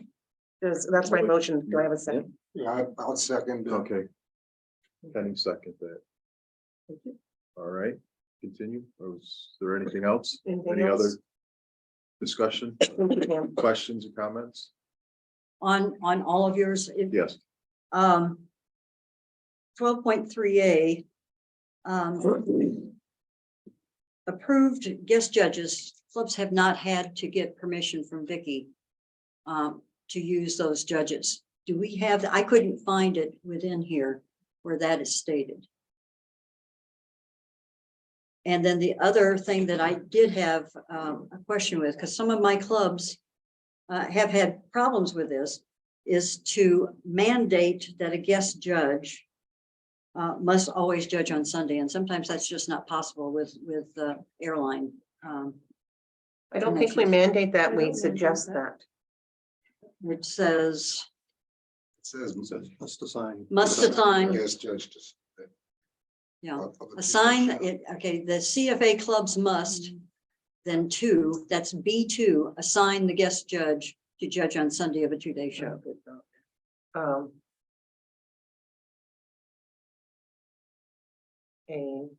Following information provided.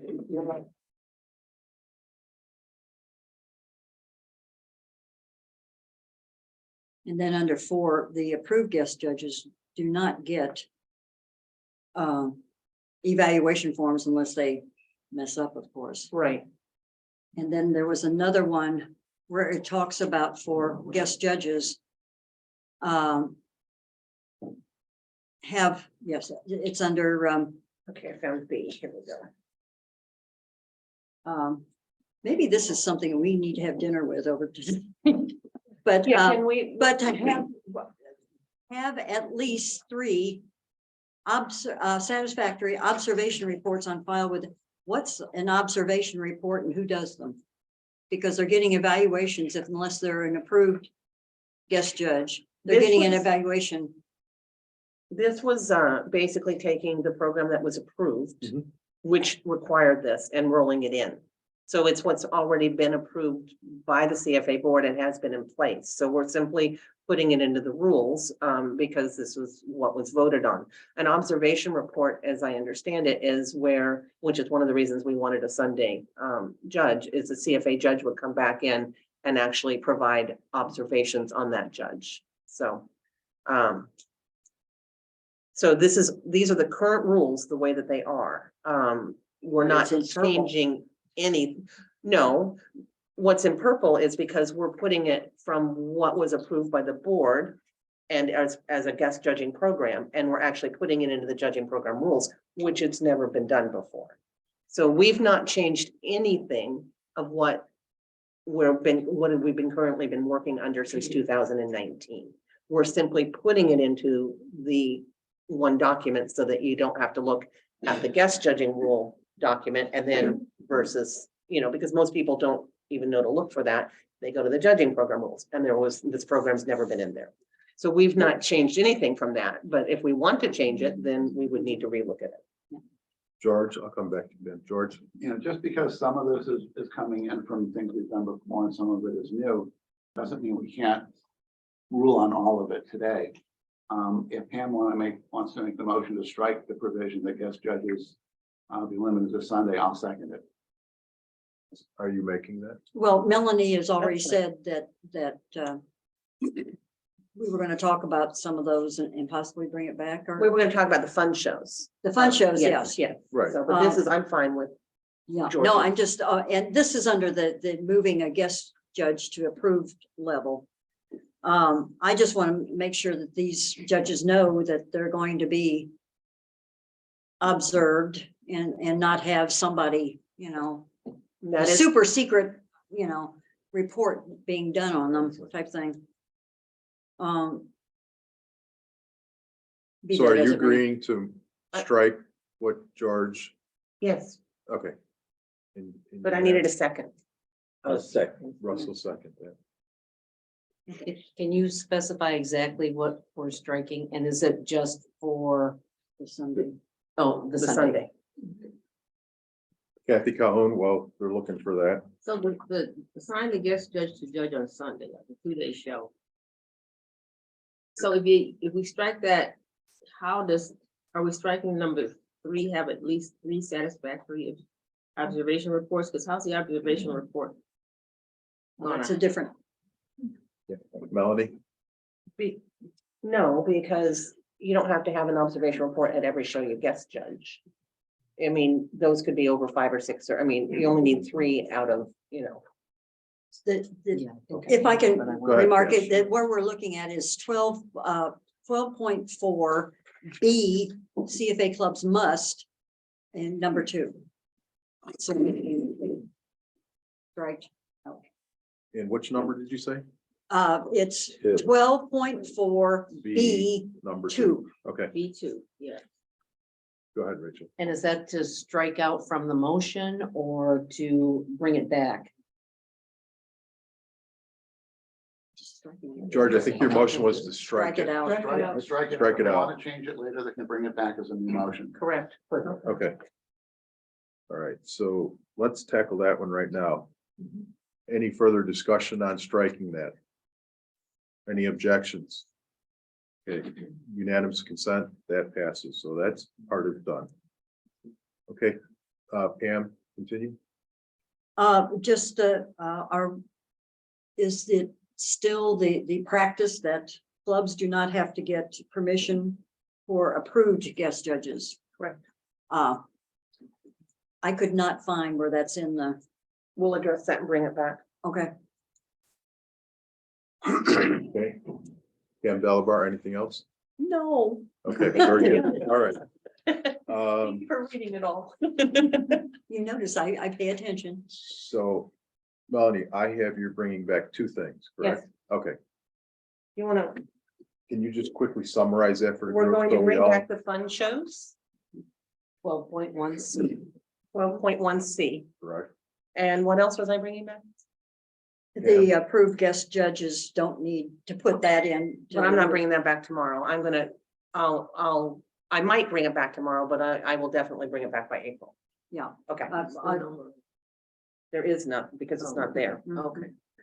okay, so Okay. we are going to, any further discussions?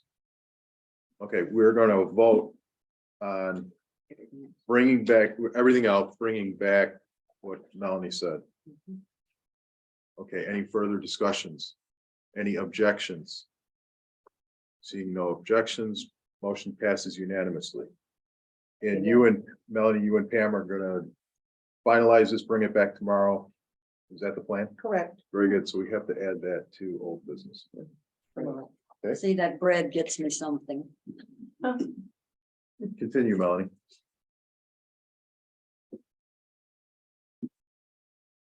I think I'm done. Mark, right on time, 11:30. Oh, I'm sorry, George. We're just gonna mess it up. Oh, boy.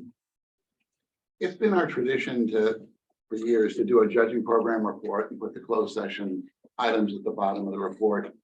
to be discussed when we go into closed session, and that's how it is in this report. I would really encourage the judging program to do physically separate reports. So that when we're scrolling through and we hit the little line that says executive session, we don't accidentally miss it and violate some closed session matter. It's easier for the board if the closed session portion of the report and the open session of the report are two physically separate reports rather than just a continuation at the end. I know they cut and pasted this into the closed session report, actually copied and pasted this into the closed session report. It would have been better if it was cut out of the open session report, because in mine, it follows right after the open session items. It would be easier if all of that were included only in the closed session portion of the report. Art, To support that, what we traditionally do is announce advancements that were approved or acceptances that were approved. When we post the names of the people that we're going to be voting on, it makes it real obvious when somebody wasn't advanced or approved. Rachel? Okay, but that would be in the minutes, in the open session minutes anyway. So, It's now, in the where would it say Constitution. in the open session minutes that somebody was not approved or advanced? Right. We've always reported the vote.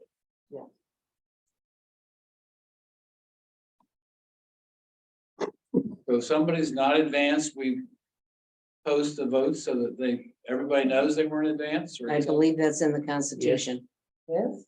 In the old days, they even mentioned that people voted no. Melanie? Happened to me. Well, I'd have to go back and look, but I don't remember back in 2018 and 17 having these advancements in the open session portion. So I'm kind of supporting where George was coming from on that, but if it's in the Constitution, then it would, we always kind of put it in after the fact, but I don't know.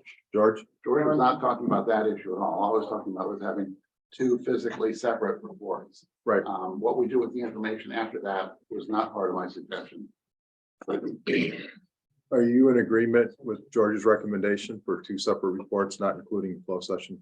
Okay, so that can be done. I don't think we need a motion on that. Fine with it. So then the other part, I guess you're gonna look into it. I don't know. I'm Ellie? As far as what's in the bylaws. Yes. It says under Article 14 judges. When voting on the acceptance or advancement of individuals in the judging program, the vote of the individual board members shall be reported in the public minutes of the meeting. Okay. So gracious, yeah, Thank right? you. So you have to change the bylaws if you want to change that. Okay, Melanie, anything else? Okay, we will go on to, thank you. Kathy Calhoun, Treasurer's Report. Okay. You all received the report. I just want to highlight a couple of things. At the beginning of the report, I call out that our net operating profit is $7,094 for the period of May 1st through December 31st, 2022. I also pointed out that there are other sources of income that are that we benefit from, being rental and interest, and that's another $24,000, bringing really the profit to $31,480. That's at the beginning of the report. I also wanted to address and make sure, and I'm sure people get this, but you know, we've all been in a very volatile time period as far as the market is concerned, and we've been impacted by that as well as far as our investments. But we are in a very favorable position because we are not in a position where we have to use any monies that are invested. That's why the gains or losses, the good and the bad, is considered unrealized. It's only realized once you actually use the funds, and we are in a position where we don't have to do that. Okay, so that being said, registration, you know, we continue to see declines there, and I know that we are going to discuss this tomorrow. And we need to work toward finding ways to address that. So we're down 6.2%. overall, and from an, and I called out some of the key indicators. I won't bring that part of the slide, but we, ordinary income, we're down about 6.64%. Compared to, we were 93% of budget, in prior year. Our publications are, doing well. Tap Talk and ePoints, they're benefiting from going online, so we don't have all the production costs that we did, and so we're showing a profit of $11,000 the yearbook. We are again doing well with the yearbook, very happy with the yearbook. Currently, income line is reflecting 22,000, almost 23,000. Central office expenses increased about 3%, but that's expected. That's salary increases and those sorts of things.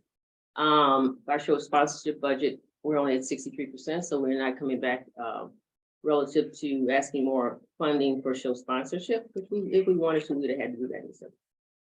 The annual meeting, there was some minor adjustments, but the annual meeting still reflects a cost of $71,000, almost $72,000 for the annual. There is a report on the Pittsburgh Expo. That the P&L on that is a negative $9,000 and $9,186. So all things considered, the net income as we stand currently is a negative $48,000. But again, we are operating in such a way that we are able to work within those constraints, and we're not dipping into any invested funds. That being said, there are some opportunities that if anyone has any questions about the report thus far. So on to the opportunities. So one of the opportunities we need to, I'd like to present to the board for consideration is a combination of the international show and expo in October and the October board meeting. Currently, the October board meeting is the first weekend in October. The show is the second weekend in October. They'll probably, we don't know, but the likelihood that there'll be a number of board members that will participate in the international show, either as judges or at managing the show, working the show, you know, being present, central office, Rich, myself. So if we investigate or vote today on combining the two, and what that would mean is that we would have the international show and expo on Saturdays. Now, as it's scheduled, Saturday and Sunday, the board meeting would follow that Monday and Tuesday. The savings that affords us is significant in that those group of people that participate in both, we won't have transportation costs twice. We bring them in October for board meeting the first weekend, and for the international show, we can reduce those costs by half by combining. And not only that, we do have a little bit of benefit from hotel as well, because people typically come in the night before the event. So you won't have that night before twice. So I have a motion that, my motion is to conduct the October board meeting Monday, October 16th, 2023, and Tuesday, October 17th, 2023, in person in Cleveland, Ohio. Need a second? George, second. Thank you, George. George, you had a comment? Yeah, it makes economic sense to coordinate the two events, and this is far enough out that there's plenty of time for people to make travel plans and adjust their work schedules or whatever they need to do it. So I support this motion. However, to save time and not have to raise my hand again, I'm not going to support the next one because I think it's too soon to be talking about what we're going to be doing in February next year. Did we get to that in? I know, I'm just. Yeah, we'll do them separately. Carol? I'm all in agreement with saving expense. However, my main concern with this motion is that most of the staff and judges on this board who will be working on the international show will be there for several days and will be exhausted after the international. And there are also a lot of things that come up in the few days just prior to the board meeting that need to be addressed. So I'm not sure that everyone will be in their best form to conduct business for the association, being so tired. Kathy? John? While that may be true to some degree, I don't think that people traveling back-to-back weekends is also exhausting. And I think we know we have challenges, headwinds from a financial standpoint on things like registration. We want to remain in a position where we're not tapping into our funds in this market. And I think this is one of the things that we get. The board wants to have an in-person meeting. This allows us to have an in-person meeting at a reduced cost. Granted, in my opinion, typically the international show is completed at a reasonable time. People have all of this Sunday from the late afternoon to the following Monday to rest. People who would have been going to a job the next day on Monday, they would probably have gone to work. So I think this is something that we really need to strongly consider. Annette? Yeah, I counted on the list of judges that 9 of them are either current board members or have declared to run for the board. I mean, that could be really a significant impact on the finances, but also this gives them plenty of time to make arrangements to take time off of work that Monday and Tuesday. And if they have to go back and it's a Zoom during, I mean, that's the only concern I have. If someone has a full-time job and they can't arrange now to take Monday and Tuesday off, they're not gonna be able to attend by Zoom either.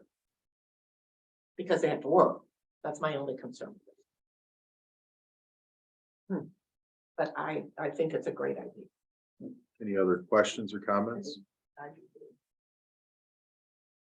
Another, just a comment, another opportunity or possible pro is we will have a large number of exhibitors attending that weekend, and we may have a few more in the audience, possibly. But they may have the same situation if they're working, have to go back on Sunday. But rarely do we have many people in our non-annual board meeting in the in-person attendance. So, Kathy? Yeah, I understand the financial situation, and being able to combine the two is probably a good thing. But I can speak to what Annette said. I do still work 40 hours a week, and I do have to be at my job. Now, I have a little bit of a concession because I work from home and I can have a meeting going on and I can still do some other things. But I also have another event that's an annual event that same weekend that is scheduled year to year and is paid for well in advance. So the opportunity to be able to attend by Zoom for individuals like me, I'm okay with. But to just say that I can give up 2 days of vacation time, and I'm also gone the whole weekend anyway because of another commitment, is challenging. And I'm not gonna lie about that. Can I probably make it work if I can attend via Zoom? Yeah, I probably can. But just to say that I am going to be there in person, I can't do that right now. Any further discussion? All right, I'm going to call for a vote on this. If you're in favor, raise your hand. Kathy Calhoun, Melanie Morgan, John Kalila, Sharon Roy, George Eigenhauser, I'm sorry, I'm going too fast. Pam Mosier, Russell Webb. Carol Krasnowski, Kenny Curley, Mike Shelton, Pam Delabar. Lower your hand. If you're opposed, raise your hand. Kathy Dunham. If you're an abstention, raise your hand. Paula Noble, Mark Hannon, Annette Wilson. Go ahead.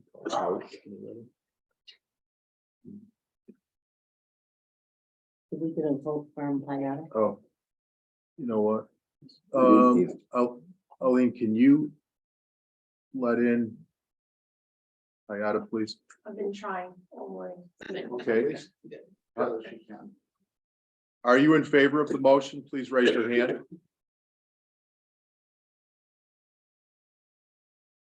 You raised your hand. She lowered it and then raised your hand. Thank you. So that's 13 yes, 1 no, 3 abstentions. Okay, motion passes. Kathy, continue. Okay, so my second motion is for the board to consider is to have the February 2024 board meeting virtually. This is a cost avoidance of from $35,000 plus to $45,000. It also defers travel in what could be a challenging time of year. We need to at least consider this for this meeting, because we will need to budget for this one way or the other, either in person or not. Or if to George's comment that he feels it's too early, then the alternative would be to budget for it. Okay, can I have a second, please? Second, I'll second with the right to vote down. Okay. Pam, go ahead. I think it's easier to plan and budget for the meeting. And then if we decide we don't need it, then we can always subtract that. But we have a couple of breeds that are that will probably be up for advancement by then. And we do give them the opportunity to present those breeds in the fur to the board. Can't do that very well virtually if you want to check coat texture and stuff like that. Kathy Cullen. So, actually, to your point about having breeds come in and be reviewed in person, and this is completely off topic, but in my opinion, that would probably be something that we should look at some point in time of moving to October. And a couple of reasons why is that those new breeds could actually participate on display at the international show and get a huge audience to look at them. And where they would not have that benefit in October, but that's a whole different, that is not part of this, but that's kind of my thought. And I agree that it's easier to budget for it than not, but we are in our attempt to have a balanced budget. If we budget for this, we may not be able to budget for something else, given the fact of so there may be a pullback on something to support this. So we just need to take that into consideration, because I believe the board and our constituents would like to see, in any way possible, a balanced budget. So there could be some give and take in order to budget for this. Okay, any further discussion? Okay, I'm going to call the motion. If you're in favor, raise your hand. Rachel Anger, Carol Krasnowski, Kathy Dunham, Paula Noble, Mark Hannon, Pam Mosier, Sharon Roy, John Kalula, Kathy Cahoon. Lower your hands. If you're opposed, raise your hand. Pam Delabar, Mike Shelton, Kenny Curley, George Eigenhauser, Melanie Morgan, Russell Webb, Lower your hand. Any abstentions? Annette Wilson. We have- It's 9 yes votes, 6 no votes, 1 abstention. Motion passes. Thank you, Kathy. That's it for the treasurer. All right, thank you. And move on to the budget report. There's really no need to discuss it, it's just talking about dates for the review. Well, that saves a little bit of time. Thank you. Yeah, Continue. there you go. World Cat Congress. Yeah, so the World Cat Congress report, let me pull it up.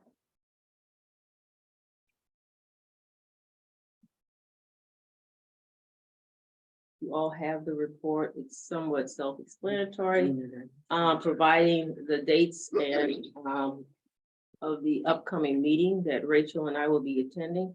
One of the important things is that, we have an opportunity to add to the agenda if we have any items that we would like to have discussed, at that meeting. So what I would like to say is that any proposals that board members would like to have addressed at the World Cat Congress, that they send those proposals to Rachel and I by April, or I think I put it in no later than March 1st, 2023, and that we can review, do whatever work we need to do around those, bring it back to the board for the April board meeting, so the board knows anything that may be considered.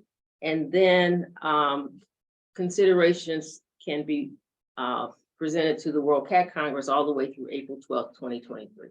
2020. Yes. Okay. Hey, George. Yeah, this is the question, not an addition. Pam Delabar has proposed reaching out to some other organizations, legislative issues.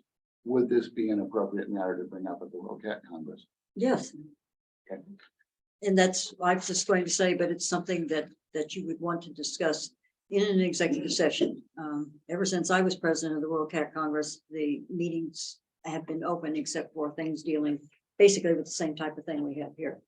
And the other thing, besides the animal welfare, is specific problems with some associations on what they're doing with CFA pedigrees and things like that. So that would probably also be in executive session, and I will write those up and send them to you guys.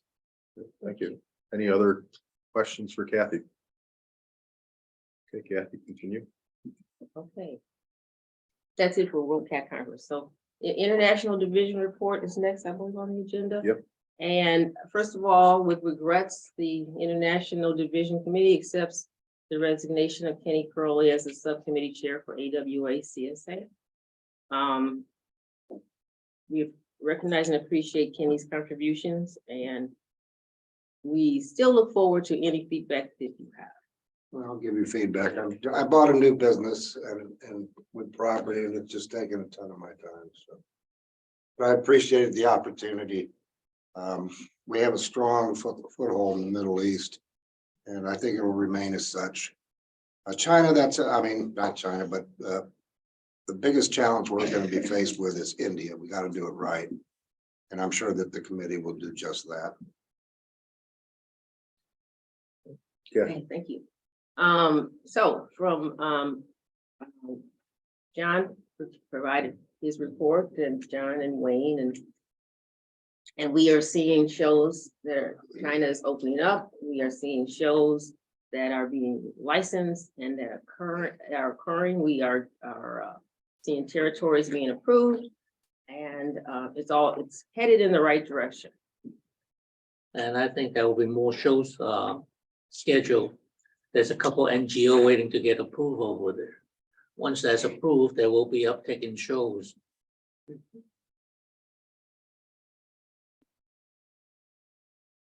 Any additional, Kathy?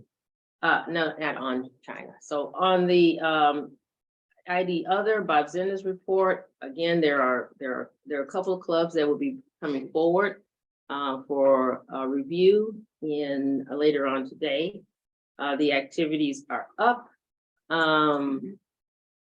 We in both all segments of the International Committee have been reaching out to clubs that have not either paid their dues or provided their membership list, so that if in fact, those clubs that have missed the February deadline, they are in good standing, if at all possible, before the deadline in June. So all committee sub chairs are pushing that.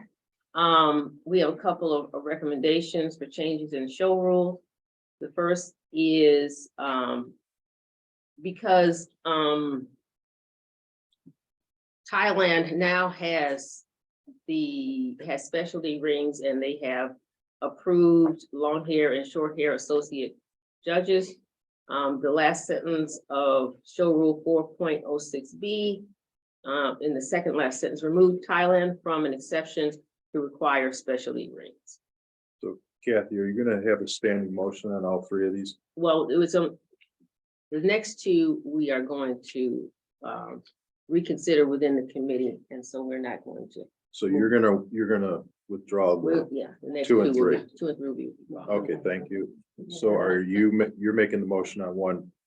Do I have a second? Also second. Okay. And before we continue, is Bob Zunda available? He's in Malaysia. Okay, so he's not available. All right. Is there any Annette? Could maybe in the future, the show rules within these actually go to the show rules committee, so the formatting, we could see the whole rule. I agree with you, and if in fact you would prefer we do this on that one, we could certainly take it to We're shows. just I doing- mentioned this to Carol. We're just doing one, right? Yeah, but yes, that should have been done, and we will. Okay, Carol and Ed, is there any concerns with, I have none. you don't have any, Ed? Okay, so we can do it right now? Okay. Okay. All right, very good. Any other discussion?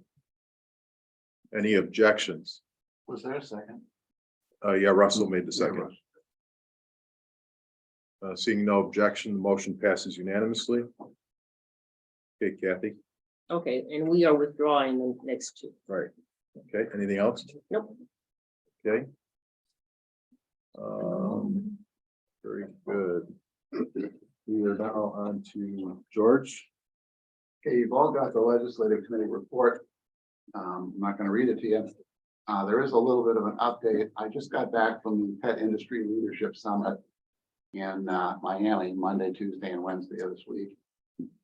Some of the highlights, they've done a new pet industry economic impact study to show the overall impact of the pet industry.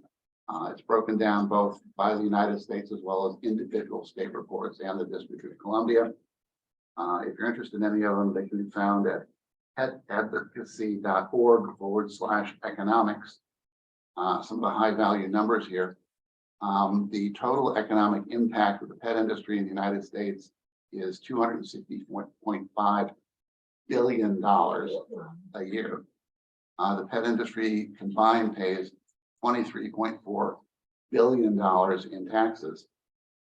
So these kind of numbers don't necessarily solve any legislative problem, but when you go into the legislator's office, I think, oh, it's just a pet thing. I've got more important things on my plate. You wave around a number like $260.5 billion, you get their attention. I have a slicky sheet they did for the federal one and then for the state of Florida, and I'll pass those around for people that are interested. So that was one of the things we picked up on. There were a couple of other things that I've already taken up with a couple of committee chairs, some things that came up there. The other high-end item is that they picked a night for Pet Night on Capitol Hill this year. That's going to be on September 20, 2023 in the Rayburn Congressional Office Building. And that's it for this report. So unless anybody has any questions. George? Yeah. Can I take these back to the office, scan them and send them to everybody? Yes. Or just send them a link. Petadvocacy.org/economics, but yeah, you're welcome to them. I'm done with them. Okay. Okay, George, nobody had any questions? You can continue. Thank you. Okay, the next is every cat, and once again, you have the written report. I'm not going to read it to you. The update is that we met January 26th down in San Diego for a regular meeting, and some of our board members also attended the San Diego show. This was a relatively small board meeting. Some of our meetings, we do grant reviews and hand out large chunks of money. This was kind of a business only meeting. Some highlights on that is we welcomed Kathy Calhoun to her first face-to-face meeting on the Every Cat board. We are working and moving forward on the symposium for the CFA annual this coming year. It's most likely going to have FIP as the primary topic. There may be another topic, but even if we don't have a secondary topic, we're going to have enough vets there that if you have questions about other subjects, there'll be a question and answer period. We raised our maximum grant amounts. Over the years, we've had a philosophy that we'd rather spend a little bit of money on a lot of different research projects than put all our eggs in one basket. When I first got on the WIN board, the cap was $15,000. Most would pay out for any grant. Recently, it was raised up to $35,000. But given the inflation that we're dealing with right now, we bumped it up to $50,000. And then the real highlight of the meeting is we got to have dinner with Joan Miller and Peter Keys. Joan was a longtime president of WIN and has been active. Mike and Maureen Shelton were also invited to dinner.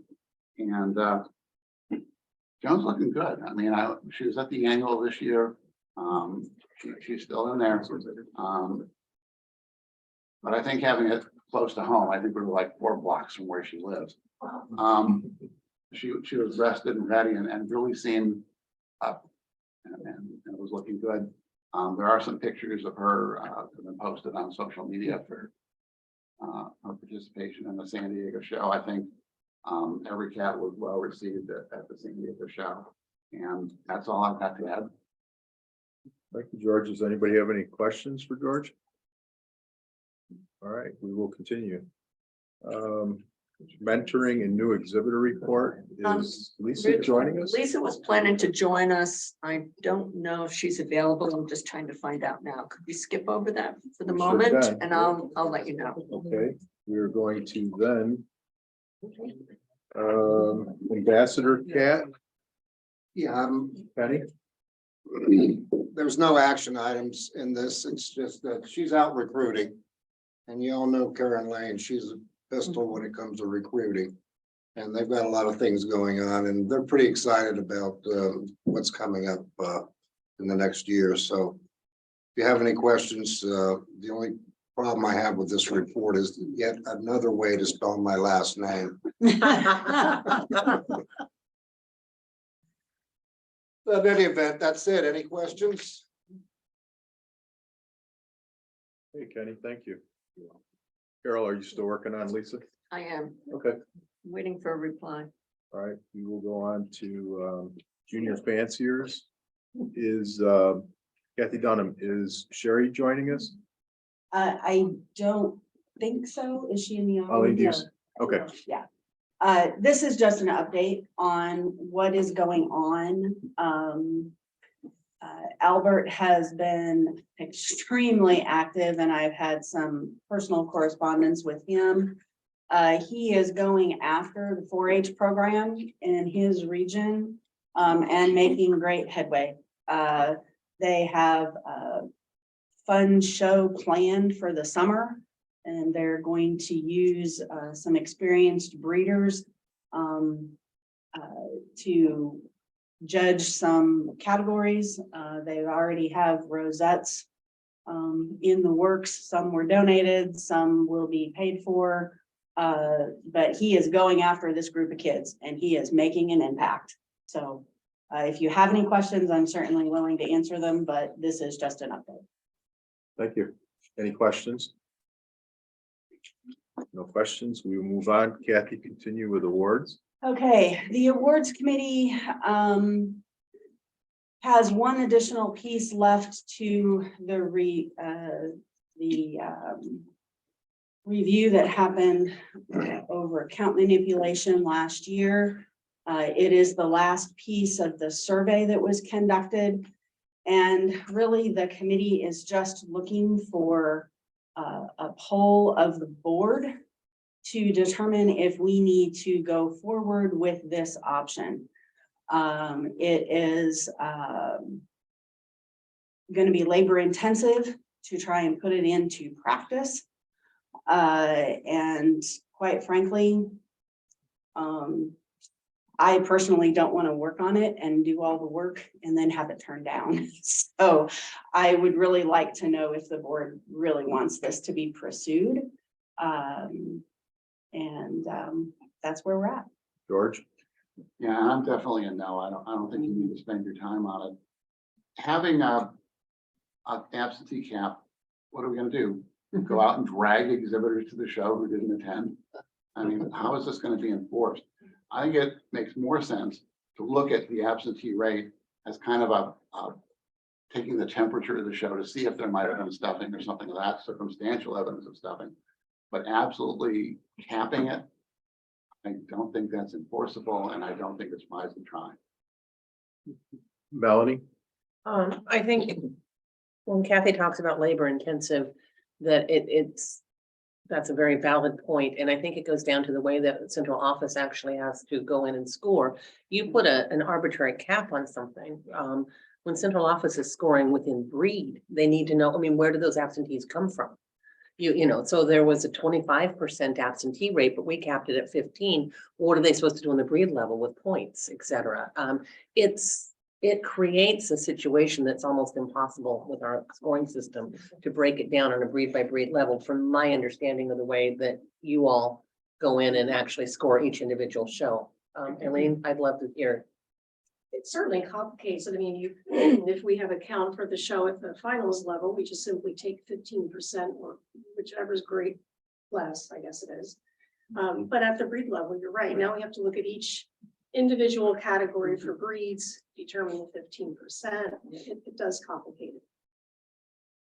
Rachel?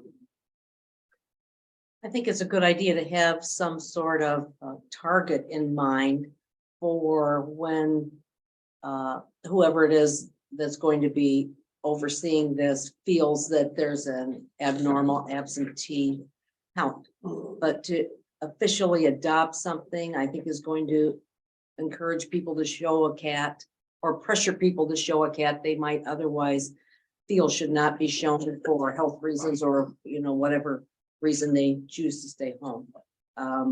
And again, I think that if there's any abnormality, it will be apparent. Mark? Do you want a motion or a straw ballot or poll or something? We're just gonna do a straw poll. Ad hoc discussion's not gonna really give her. Yeah, the attention she needs. she's asking Why for a don't we straw. just Call for a straw. Yeah, that's what we're gonna do. So, does anybody want to have Kathy do this? Raise your hand. Thank you. No more work. Works for me. Thank you. So it sounds like you got a little bit of free time. The other part is we will be announcing nominations for the Star Awards. So if any of you have nominations to be made, you can send them to me and I will put them in the spreadsheet. Kathy Cohen? What's the deadline? The To submit to deadline you. for the Star Awards, February 28th. Oh. So you have the whole month of February here to put your nominations together and send them to me. Well, all right. And Monday morning, I will have an email ready for Aline to put in, to notify everybody that nominations are open. Any additional questions for Kathy? Okay, Kathy, thank you. Carol? I'm still waiting. She was on her way to where she could connect. Well, we'll wait a She little said longer she needs then. a few minutes. Okay, we'll just move on. Okay. We're going on to the International Cat Show and Expo. Ed, you want to come up? Mark?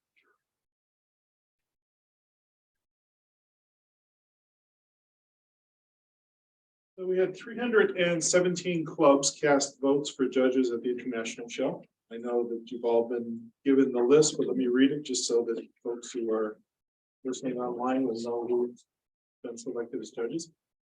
These are in alphabetical order: Larry Atkinson, Rachel Anger, Kathy Black, Kathy Calhoun, Kenny Curley, Pam Delabar, Merle Griswold, Wendy Height, Melanie Morgan, Carol Newkirk, Vicky Nye, Brian Pearson, Teresa Sweeney, Peter Von Wantingen, Gary Veach, and Russell Webb. Ann Mathis and Diana Dorenberg were selected to do the OCP rings. And the first, all the alternates, the first is Kit Fung, the second is Loretta Bach. The best in show judges will be Larry Atkinson, Merle Griswold, and Peter Van Wantingen. Once again, the best in show judges were the judges that had the 3 greatest number of votes. I want to explain how the alternate situation is going to work. Should one of the judges in the 16 regular rings not be available, then Ann Mathis would move up into a regular ring and Kit Fung would advance into the OCP ring. Similarly, if there were 2 that could not judge in the 16 rings, Diana Dornberg would move up into one of the regular 16 rings and Loretta Baugh would replace her in the OCP ring. Very good. The OCP ring will be judged on Friday, starting at 2 o'clock. We'll have check-in at noon. That was done for reasons of the difficulty of scheduling those 2 rings during Saturday and Sunday with everything else that's going on. And we're almost got a logo ready for the show. We're talking about prices and should have a flyer out within the next month. If anybody's got questions that are here to answer. John?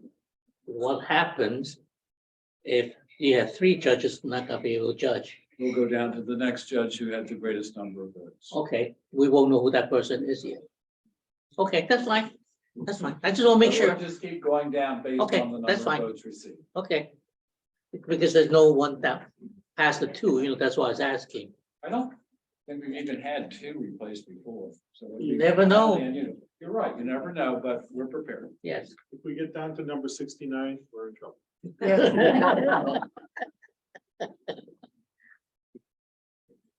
Any other questions? Ed and Mark, you got any additional information?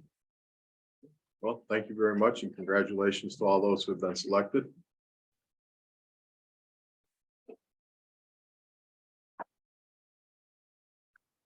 Okay, Carol, I'm checking in with you every time. All right, I'm gonna keep going. Next is Sharon Roy. Well, we have a couple of, actually, we have some action items on that. The first one has to do with the Premiership OCP entry requirements. I'm gonna turn this over to Kathy Dunham because she helped write it. So if you want to do that. Basically, we've had a few shows that are not special higher level shows that have incorporated the OCP experimental format. At the, I believe it was the October board meeting, we implemented some limit requirements to be able to have these rings.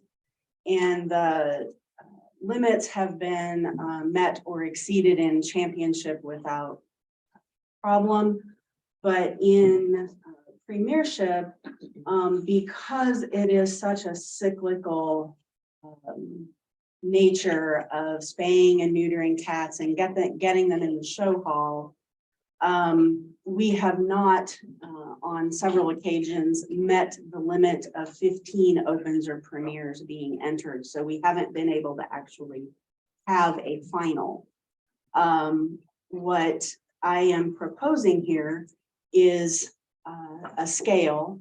If so many cats are entered, you get to have so many in a final.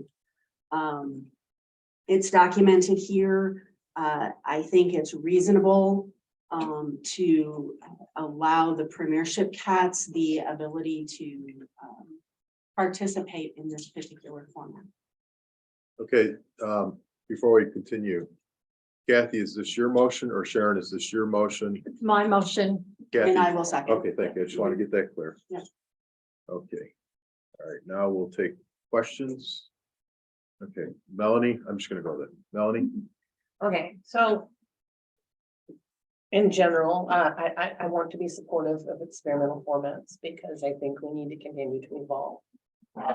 However, my understanding when this concept was first brought up was that it was a mechanism to be used at large shows to bring in something extra and special. We brought it in at our award shows. We were talking about it for the international.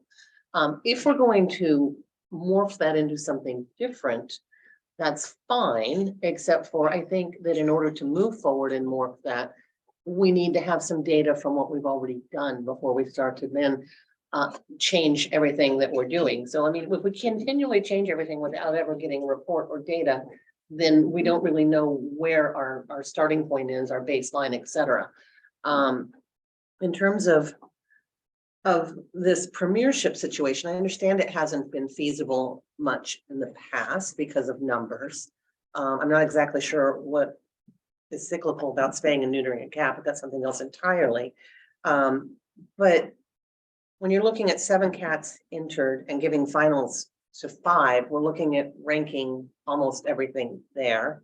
We're also looking at a situation where we already know we have a loophole where you can get points for never defeating a cat under our current scoring system. And now we're adding even more in. And I think this is premature. I think I need some data on what we've already done, some clarification on where we're trying to go.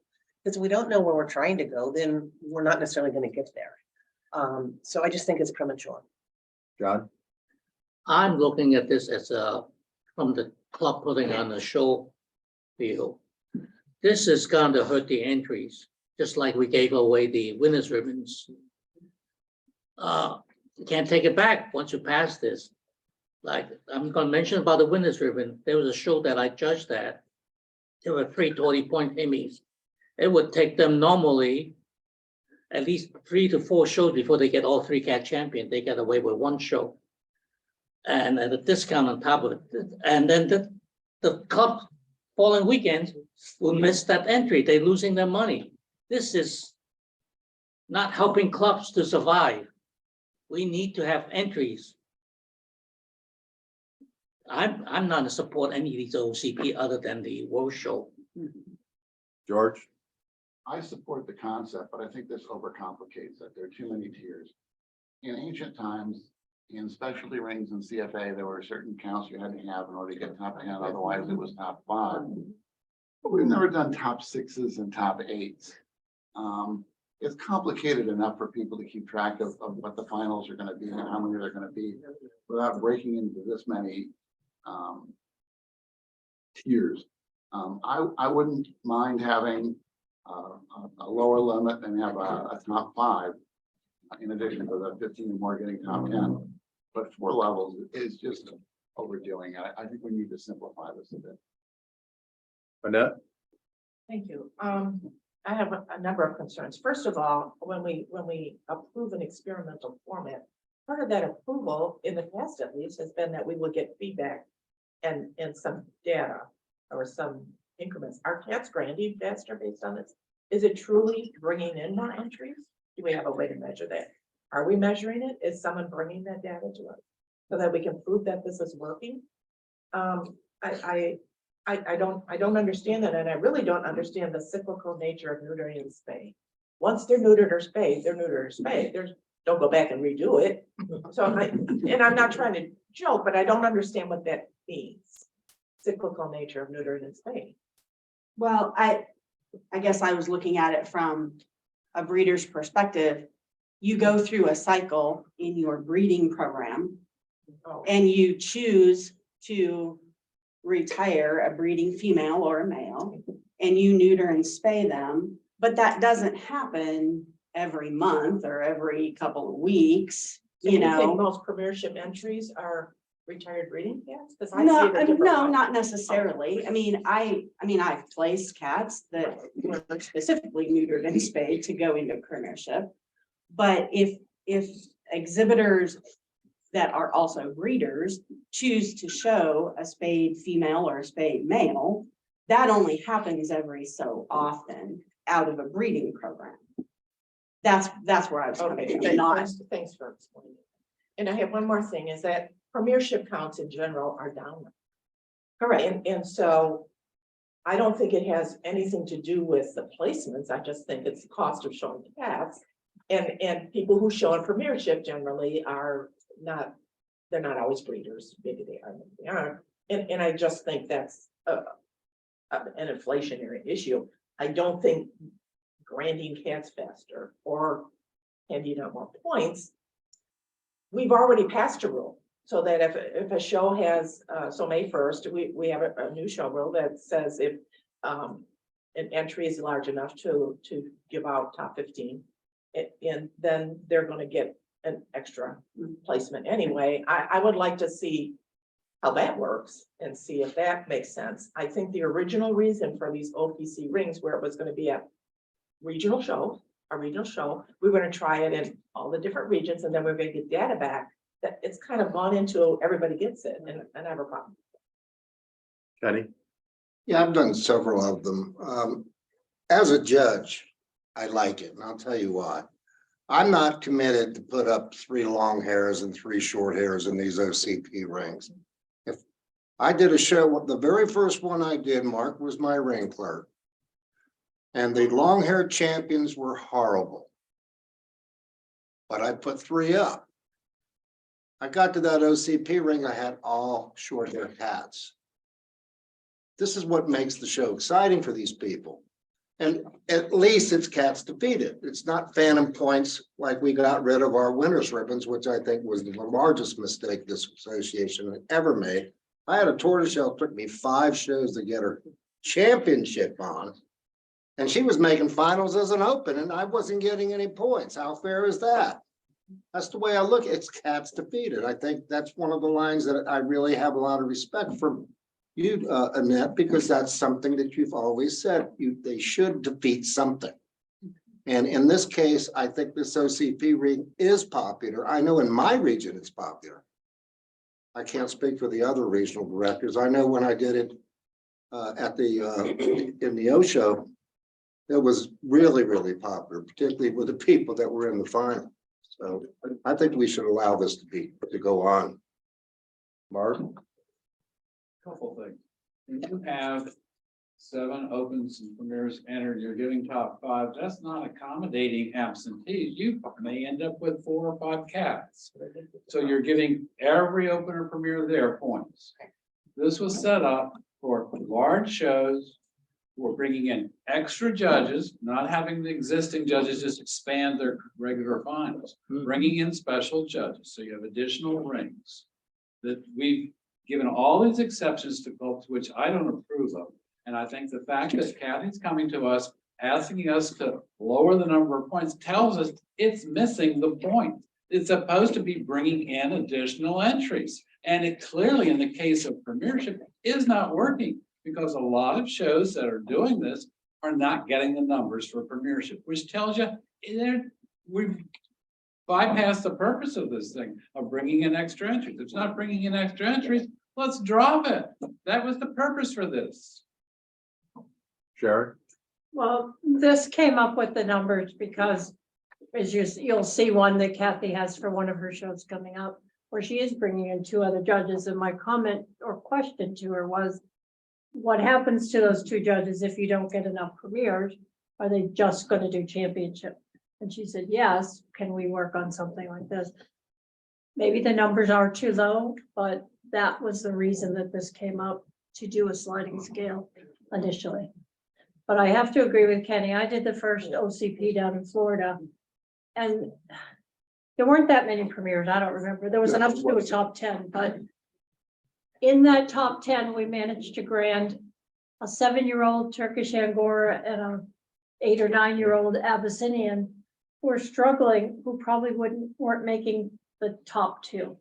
And those people went home so happy that they got those few points in the OCP ring. So I think, that's kind of where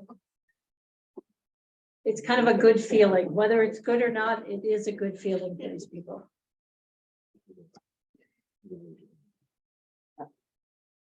Sorry, Lisa. Any additional comments? Okay, I'm gonna call for the motion. If you are in favor, raise your hand. Kenny Curley, Kathy Dunham, Sharon Roy, Russell Webb.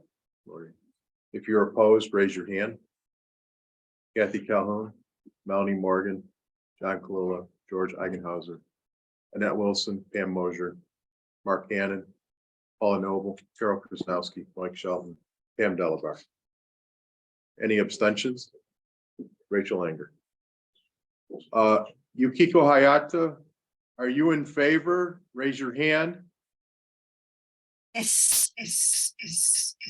I'm favor. Thank you. Thank you. Can we count all those yeses?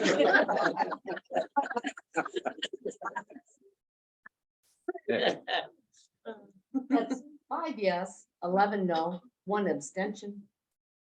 Motion fails. Okay, the second part is not, or part B is just a report showing what happened at the Show Me Cat Fanciers who did do an OCP. I don't have anything to add. I wasn't there. Kathy, do you have anything to add to the report? I was the entry clerk for that show and I was there. Kenny is right. It was very popular and talking with the exhibitors there as I was taking entries and then on site, they were excited for this opportunity. And Kenny had a whole full ring of people watching that final, whether they were in it or not. People were there. They wanted to understand the ring. They wanted to know how it worked. So in my region, they took to it very easily. And quite frankly, the show was close. I mean, to get 10 opens and premieres entered was phenomenal. And the club worked extremely hard to get those last 5 cats. I mean, it wasn't like they just let it go. They tried really, really hard. So, I think it's a good thing. I think it, does give a new exhibitor an extra opportunity that they may not get in another final. I like the format and the club loves this format and you'll see that because they're requesting it again. So. Can I have clarification for the board? What motion are we on? That wasn't a motion. It wasn't a motion, it's just a report. Okay, Part of an experimental format is Okay. that we come back after it has happened. okay, The club provides a feedback on good, bad, whatever. okay, thank you. So the next one is again for Show Me Cat Fanciers, grant an exception for their one-day show on April 8th, 2023. And again, on December 9th, 2023, to have one judge in their 6-ring show do opens and do an OCP ring. Kathy Dunham, are you a second on I this? am a second, yes. Okay. All right. Ali? I'm wondering at what point these stop being experimental? Because now we're looking at a motion that takes us out to December of 2023. So we're going into the next show season. Any of these rings, regardless of how they're held, whether it's extending the finals or it's totally separate rings, it is manual scoring. It takes approximately as long to score the OCP rings as it does to score a show, because it's all manual. There's a lot of checking involved. The posting of points needs to be done manually. So I just wanted to put that out there. George? And I'm going to oppose the motion because I don't like having an existing judge judging twice on the same day. Once in the regular ring and again in the OCP ring. If they don't have room to make it a separate ring, maybe they don't have room to have it at the show. Sharon? It's really not a separate ring that's being held. They're only judging the cats once. And then they're doing a top 10 champion and then their regular top 10 final. Where they would normally have done a top 3 champion, Right. they're doing a top 10. I still have a problem with the same judge giving out 2 sets of points to the same cat. They're not giving out 2 sets of points. No, They're only not counting just- them once. They're only giving out best champion once. Mhm. They're giving out a 4th best champion, a 5th, 6th, 7th, If, 8th. if, like- That's the only difference. They're giving out more of them. Sharon, continue. the only time that might be, and Kenny alluded to it before, was that if your top 10 contained 8 long hairs and 2 short hairs, you would have to name a 3rd best short hair in order to comply with show rules. Other than that, you're only giving out the points once. Melanie? I have a couple issues. One, to me, the purpose of this experimental format is to stick to what we had originally intended, or if we wanted to be larger and go to all sorts of different shows, get it out into different regions, but not to habitually go back over and over and over again with the same shows. I mean, I think that we certainly have seen Let It Go out in Region 7. This would be Region 6, try to get it into the, if we're gonna see how different areas respond to it, that's fine. But this club has already done that. I'm also a little bit concerned about doing something where we add in the OCP ring, which does add more at a 1-day show. And also, I mean, I'm looking forward, adding in a super specialty. I mean, that's putting a whole lot into a 1-day show in terms of logistics and scheduling. Mark? Sharon, are you getting feedback from all these clubs, written feedback? Not, well, the only ones previous, of course, have been the ones from Dave Pete's show, and no, I didn't get written Well, feedback. it's a requirement for the experimental format. So my suggestion would be that you go back to all the shows that have Okay. held it, get feedback from them, and then at the April meeting, provide us with the information so that we know whether or not we should go forward with these. In regard to the motion before us, I'd suggest that we go ahead and approve the April one, but not approve the December 9th one at this time. Wait until we get to the April meeting and get the feedback. Okay. Paula? I will say, as a master clerk, when you start throwing in OCP and super specialty in a 1-day show,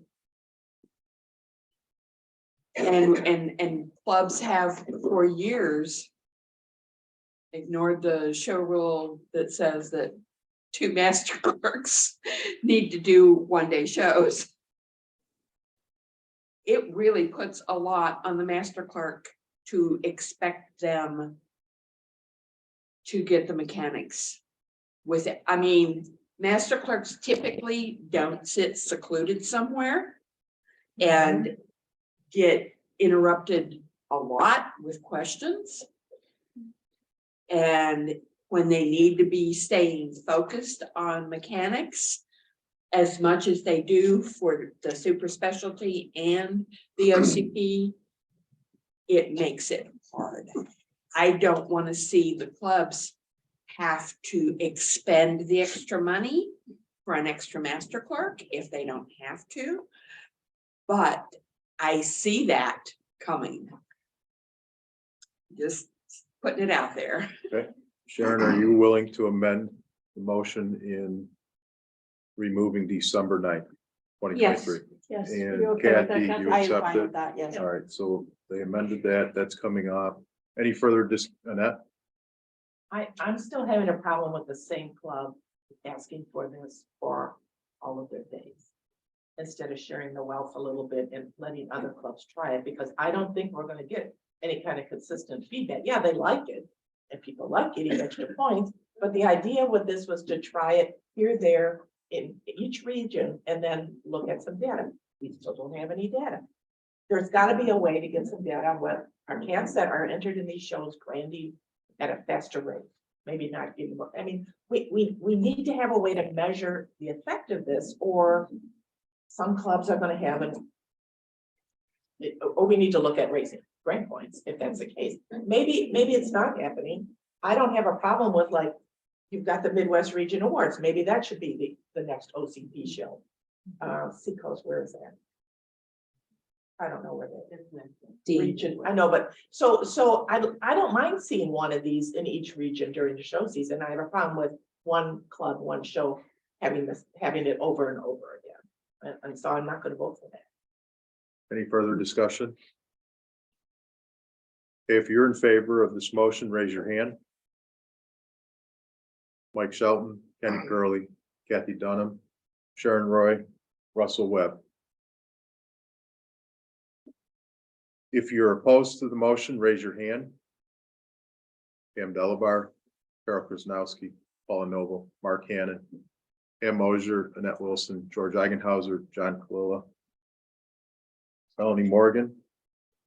Lower your hands. If you're an abstention, raise your hand. Rachel Anger, Kathy Calhoun. Yokiko Hayata. Are you yes? Abstention.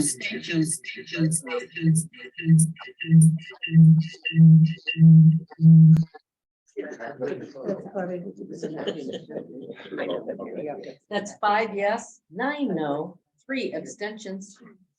Motion fails. Right, hang on one second. What do you have?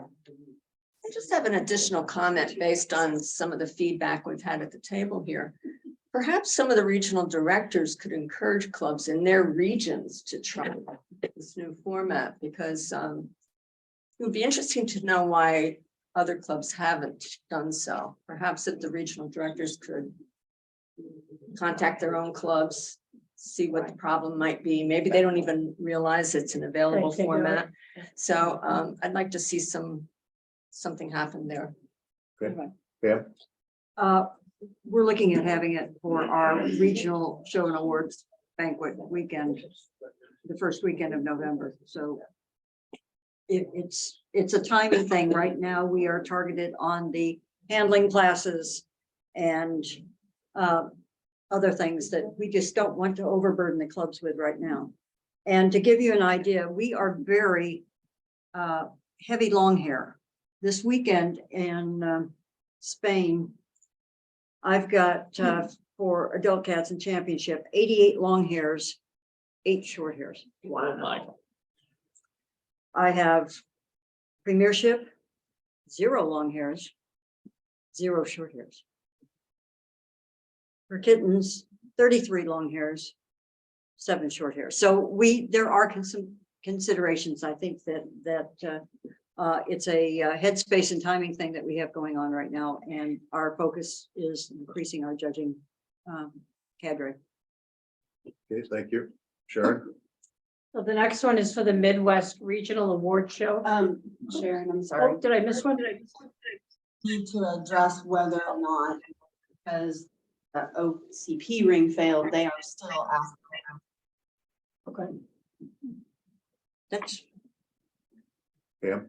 isn't super specialty part of the show rules, and they shouldn't have to Yes. ask. It is, but they had already licensed the show, so now it's a change in licensing.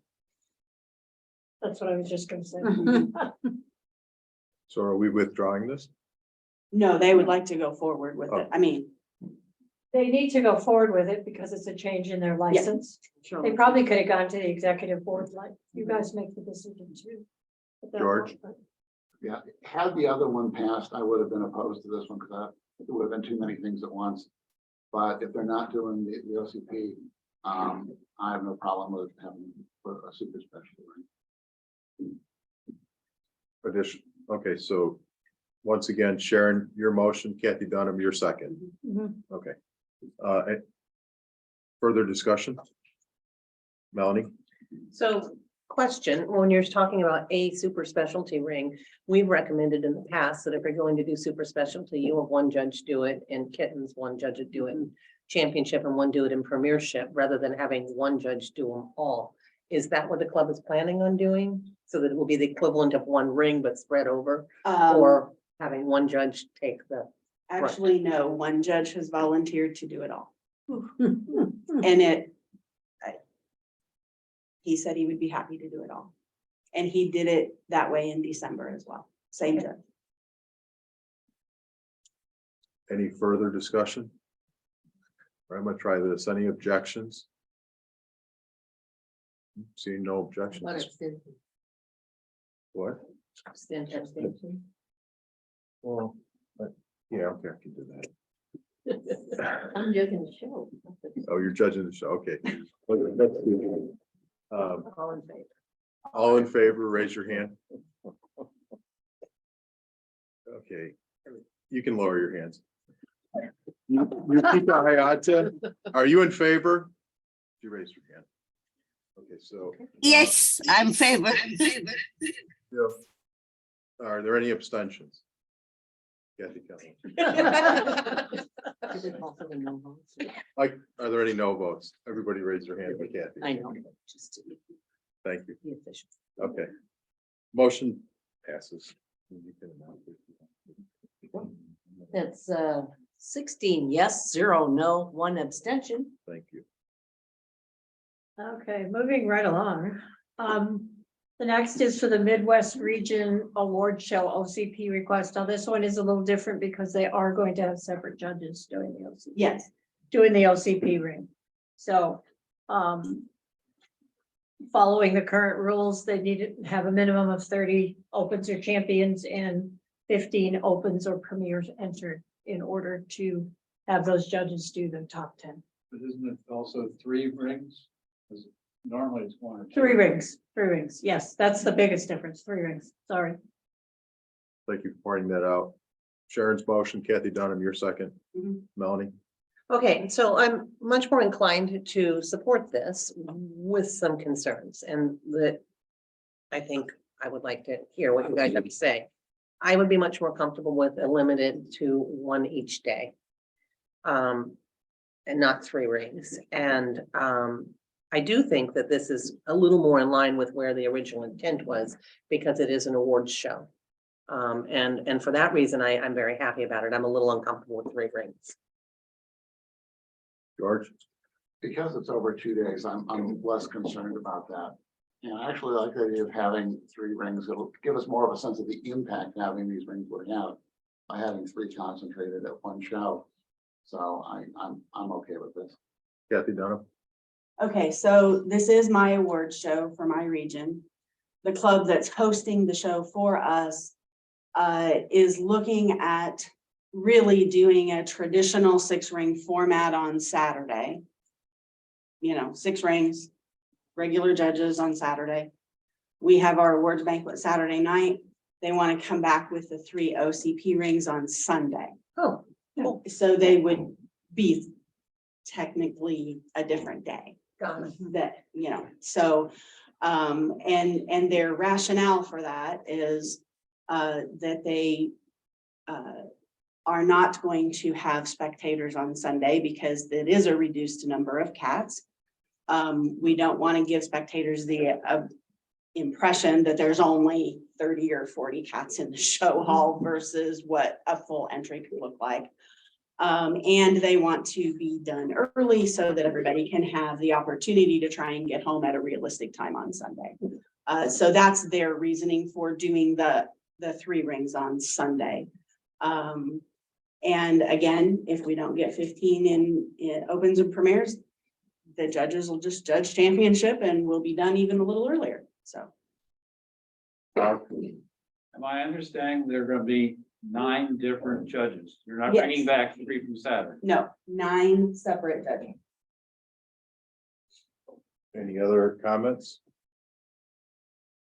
I'm gonna call for the vote. If you're in favor, raise your hand.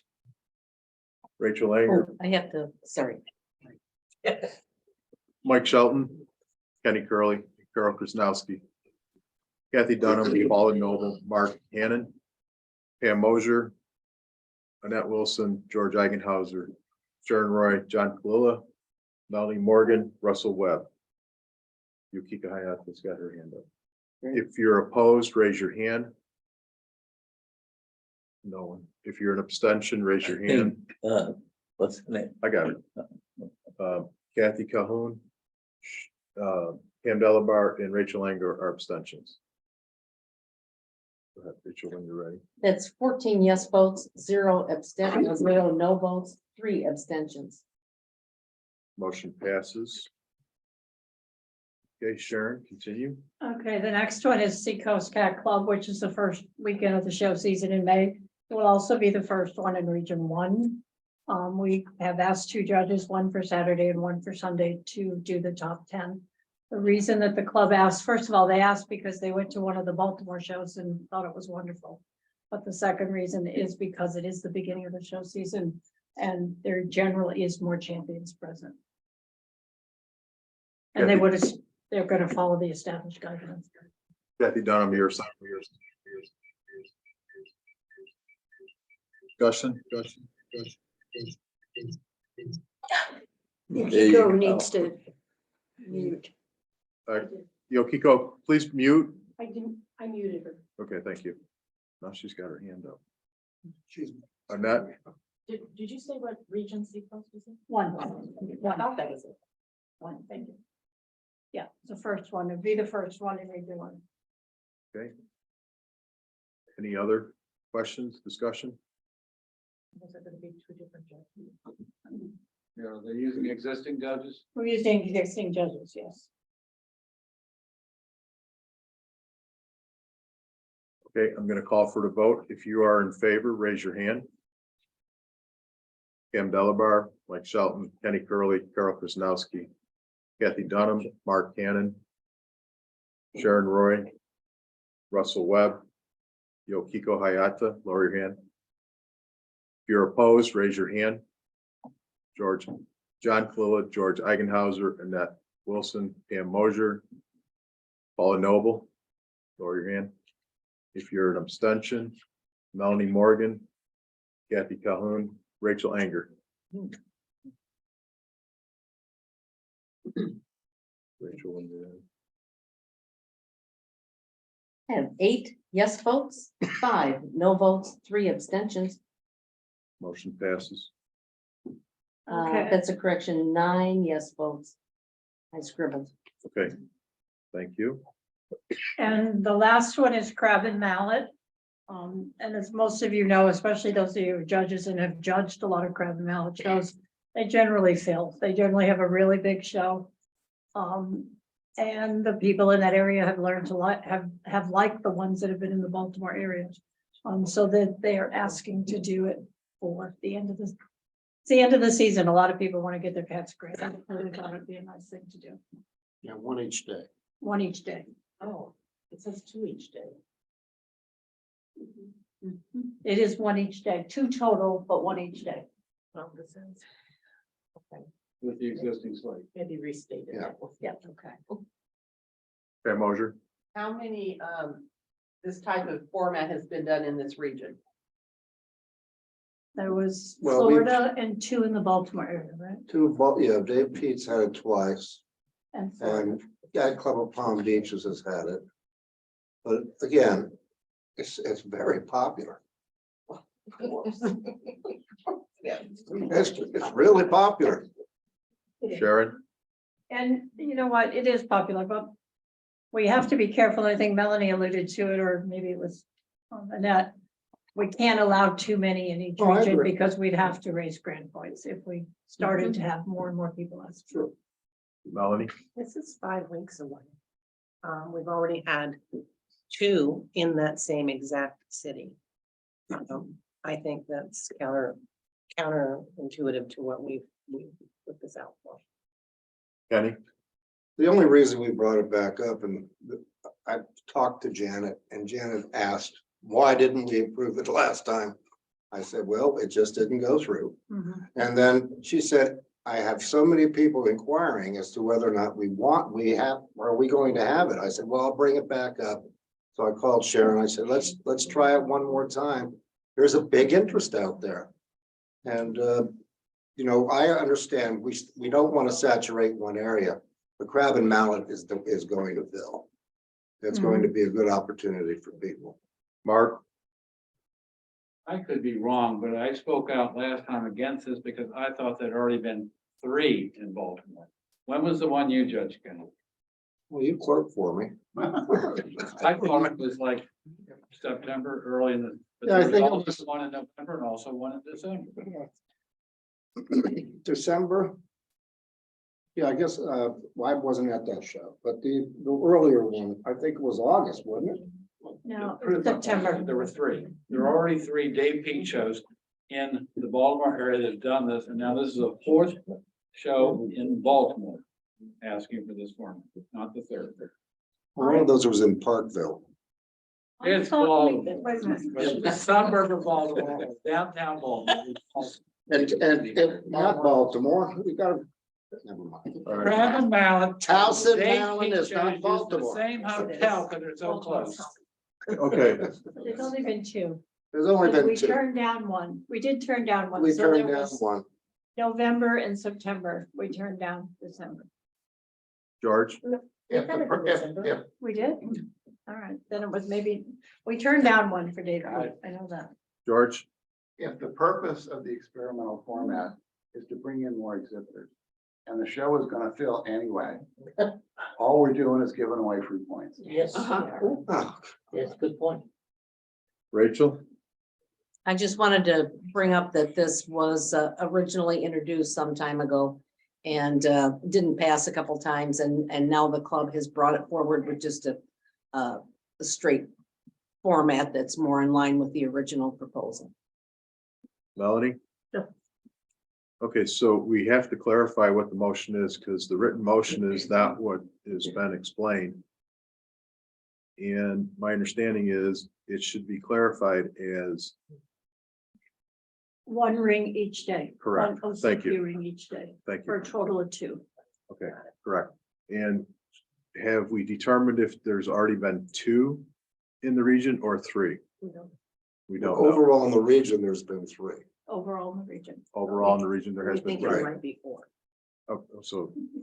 might And be it's a 4 then. big region. But we don't. Okay, so keep that in mind when you are casting your vote.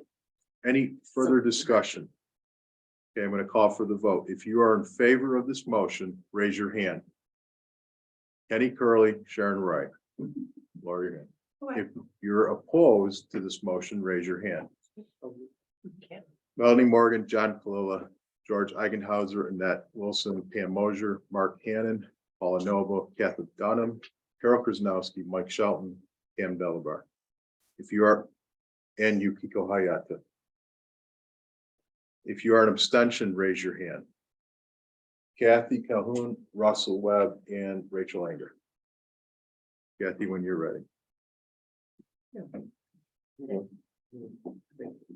I'm sorry, Rachel, when you're ready. I call it unnecessary.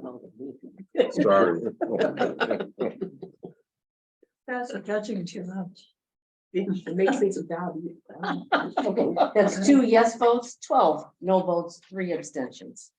Motion fails. Okay. Going on to number 7, right? What's that? Okay, Eileen. Lisa is here. Lisa Altschul. She's in the audience. Okay. We're also supposed to break half an hour ago. For lunch, Yeah. yes, And some of us need a break. Yes. yes.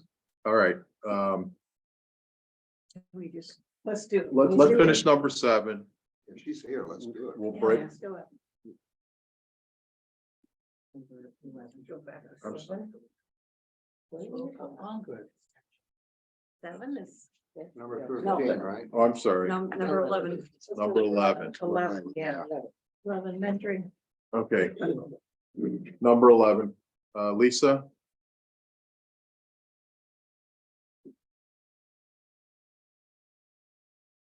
Thanks for the correction on that, number 11.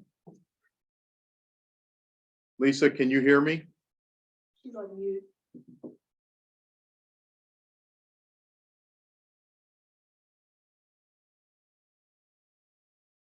I don't even see her. She's at the bottom under the panels. Hello, Okay, thank you. Hi, Lisa. hello. I'm not able to see myself. Are you guys able to see me? No, but we can hear you. Oh, okay, great. I'm sitting in the car. I'm at the cat show right now. Okay, we won't keep you long. Do you have any action items you would like to present to the board? No, no action items. I'm just really excited to see how many new exhibitors we're getting into the shows. We're seeing numbers up to 20 a show now. Some lower, some up in that area. So I'm just really excited about that.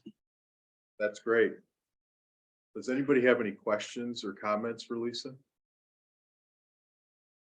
Lisa, nobody has any questions or comments. Do you have the quick comments in closing?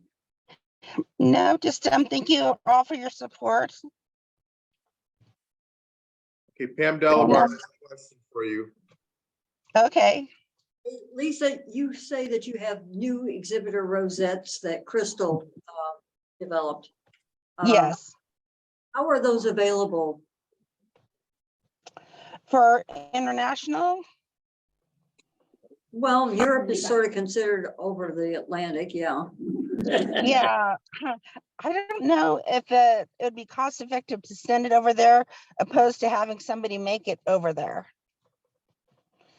Okay. Who makes your rosettes right now? Fortuna rosettes out of Indonesia. Okay. For the region, we use mostly ribbon artists out of Germany. Okay. What are your costs per rosette, like a new grand style rosette? Design, Lisa, if you would send me a picture of what the new rosettes look like, I can cost it out. Okay, great. Yeah, I'll do that and we could compare. Oh, I see it now. Never mind. I'll get it cost out and let you know. Okay, thank you, Pam. Any other questions for Lisa? Lisa, thank you for joining us. I know it was. Thank you. Thank you very much. Okay. All right, we're going to break for lunch.